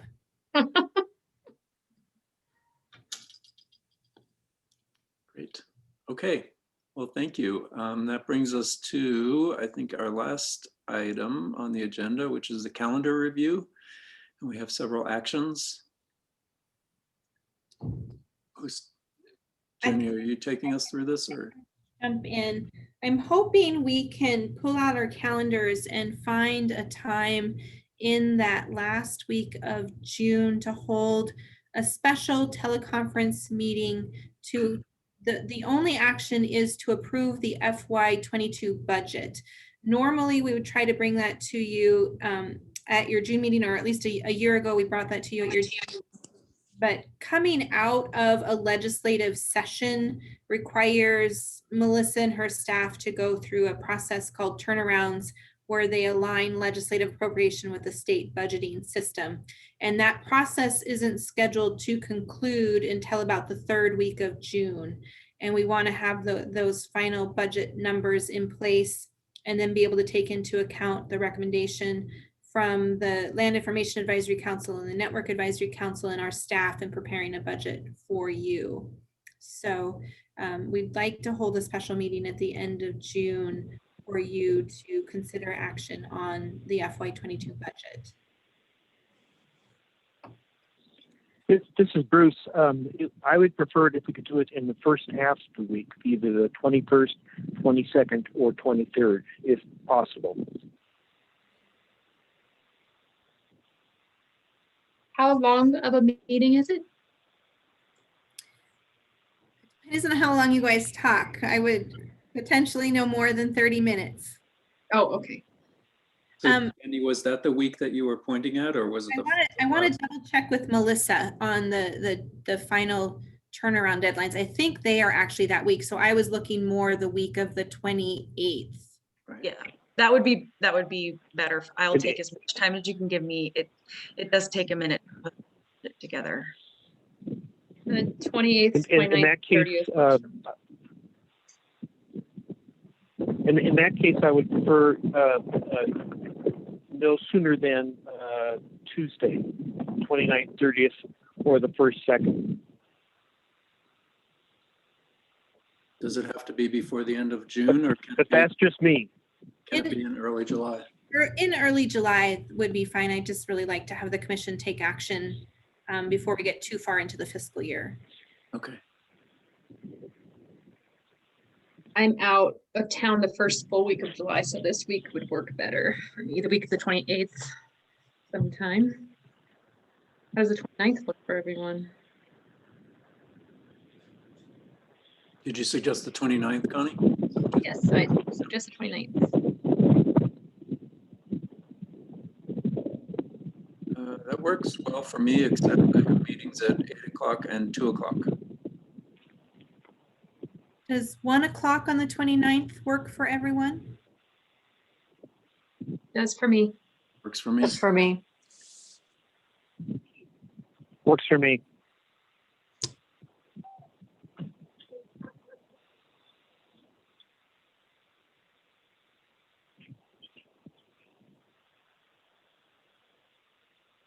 Maybe we'll take these all in one action.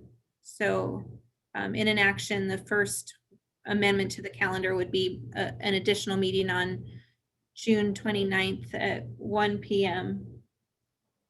And then we need to look at shifting the August meeting date if possible to the following week. This is either the 17th or the 19th, if either of those dates work for people. This would be a regular meeting. So going back to our regular start time of 9:30 and then concluding when we conclude. 19th is better for me, but I can make the 17th work if I need to. Same for me. 19th works for me. Are this going to be Either- face to face? Either day works. Either day works for Bruce. I think it's up to the commission if you want to begin to meet face to face. We've made the Grizzly Room available for up to 10 in-person people, currently pending additional guidance from the state. I'm in favor of in person. I'm in favor of in person. I'm happy to do in person. So we're looking at the 19th, moving August meeting to the 19th. Yep. And then in December, looking at shifting the date to December 15th. Again, this is a regular commission meeting.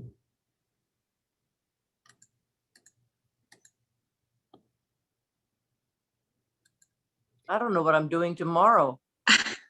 Shoot. Something to do with cows, I'm sure. It was that all morning. Yes. Does anybody have Remind me of concerns? the date again. I'm sorry.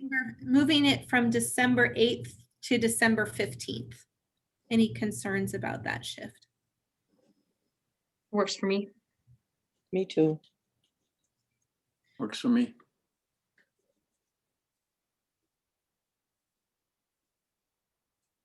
Kenny, I think we just need a motion to approve those adjustments to the calendar. I so move. Thank you, Jamie. Second. Second. Thank you, Connie. All those in favor of, oh, sorry, any discussion? Any? Okay, all those in favor of making those calendar changes. So June 29, short meeting, and then a 19 commission meeting and an August, December 15 commission meeting. All in favor, say aye. Aye. Aye. Aye. Any opposed? Great, okay. I just had a couple more quick calendar related points. Just a reminder that we're doing an all staff meeting at Jamie's Ranch in White Silver Springs a week from today, June 16th. We're going to start at 10 a.m. I know several of you have said you're going to try to attend. A couple of you can't. Really look forward to spending time together as a group again. And Jamie's just been an amazing host. Can't wait to see you in the ranch, Jamie. We're really excited. Getting there. 2 caterers have backed out on me. Anybody know how to cook? I nominate Evan. Oh. He's good. Oh, hey. Yeah. That was a joke. I The nominate Susanna. other Nobody question, volunteers. the question I had for the commission is, we typically try to do an offsite meeting at another library, usually in October. We had planned to have our meeting last year at the new Missoula Public Library. So I wanted to suggest that the commission hold our October meeting at the Missoula Public Library this coming October. And if that's agreeable with you, then Genevieve and I would work with them on arrangements. That sounds great. Sounds like a great plan. Yep. Yes. Just so you all know, they have their grand opening on July 14th, and Bruce and I will be there, so I'm very excited. We had a great Tamarack Federation meeting there a couple of weeks ago. It was a wonderful facility. Awesome.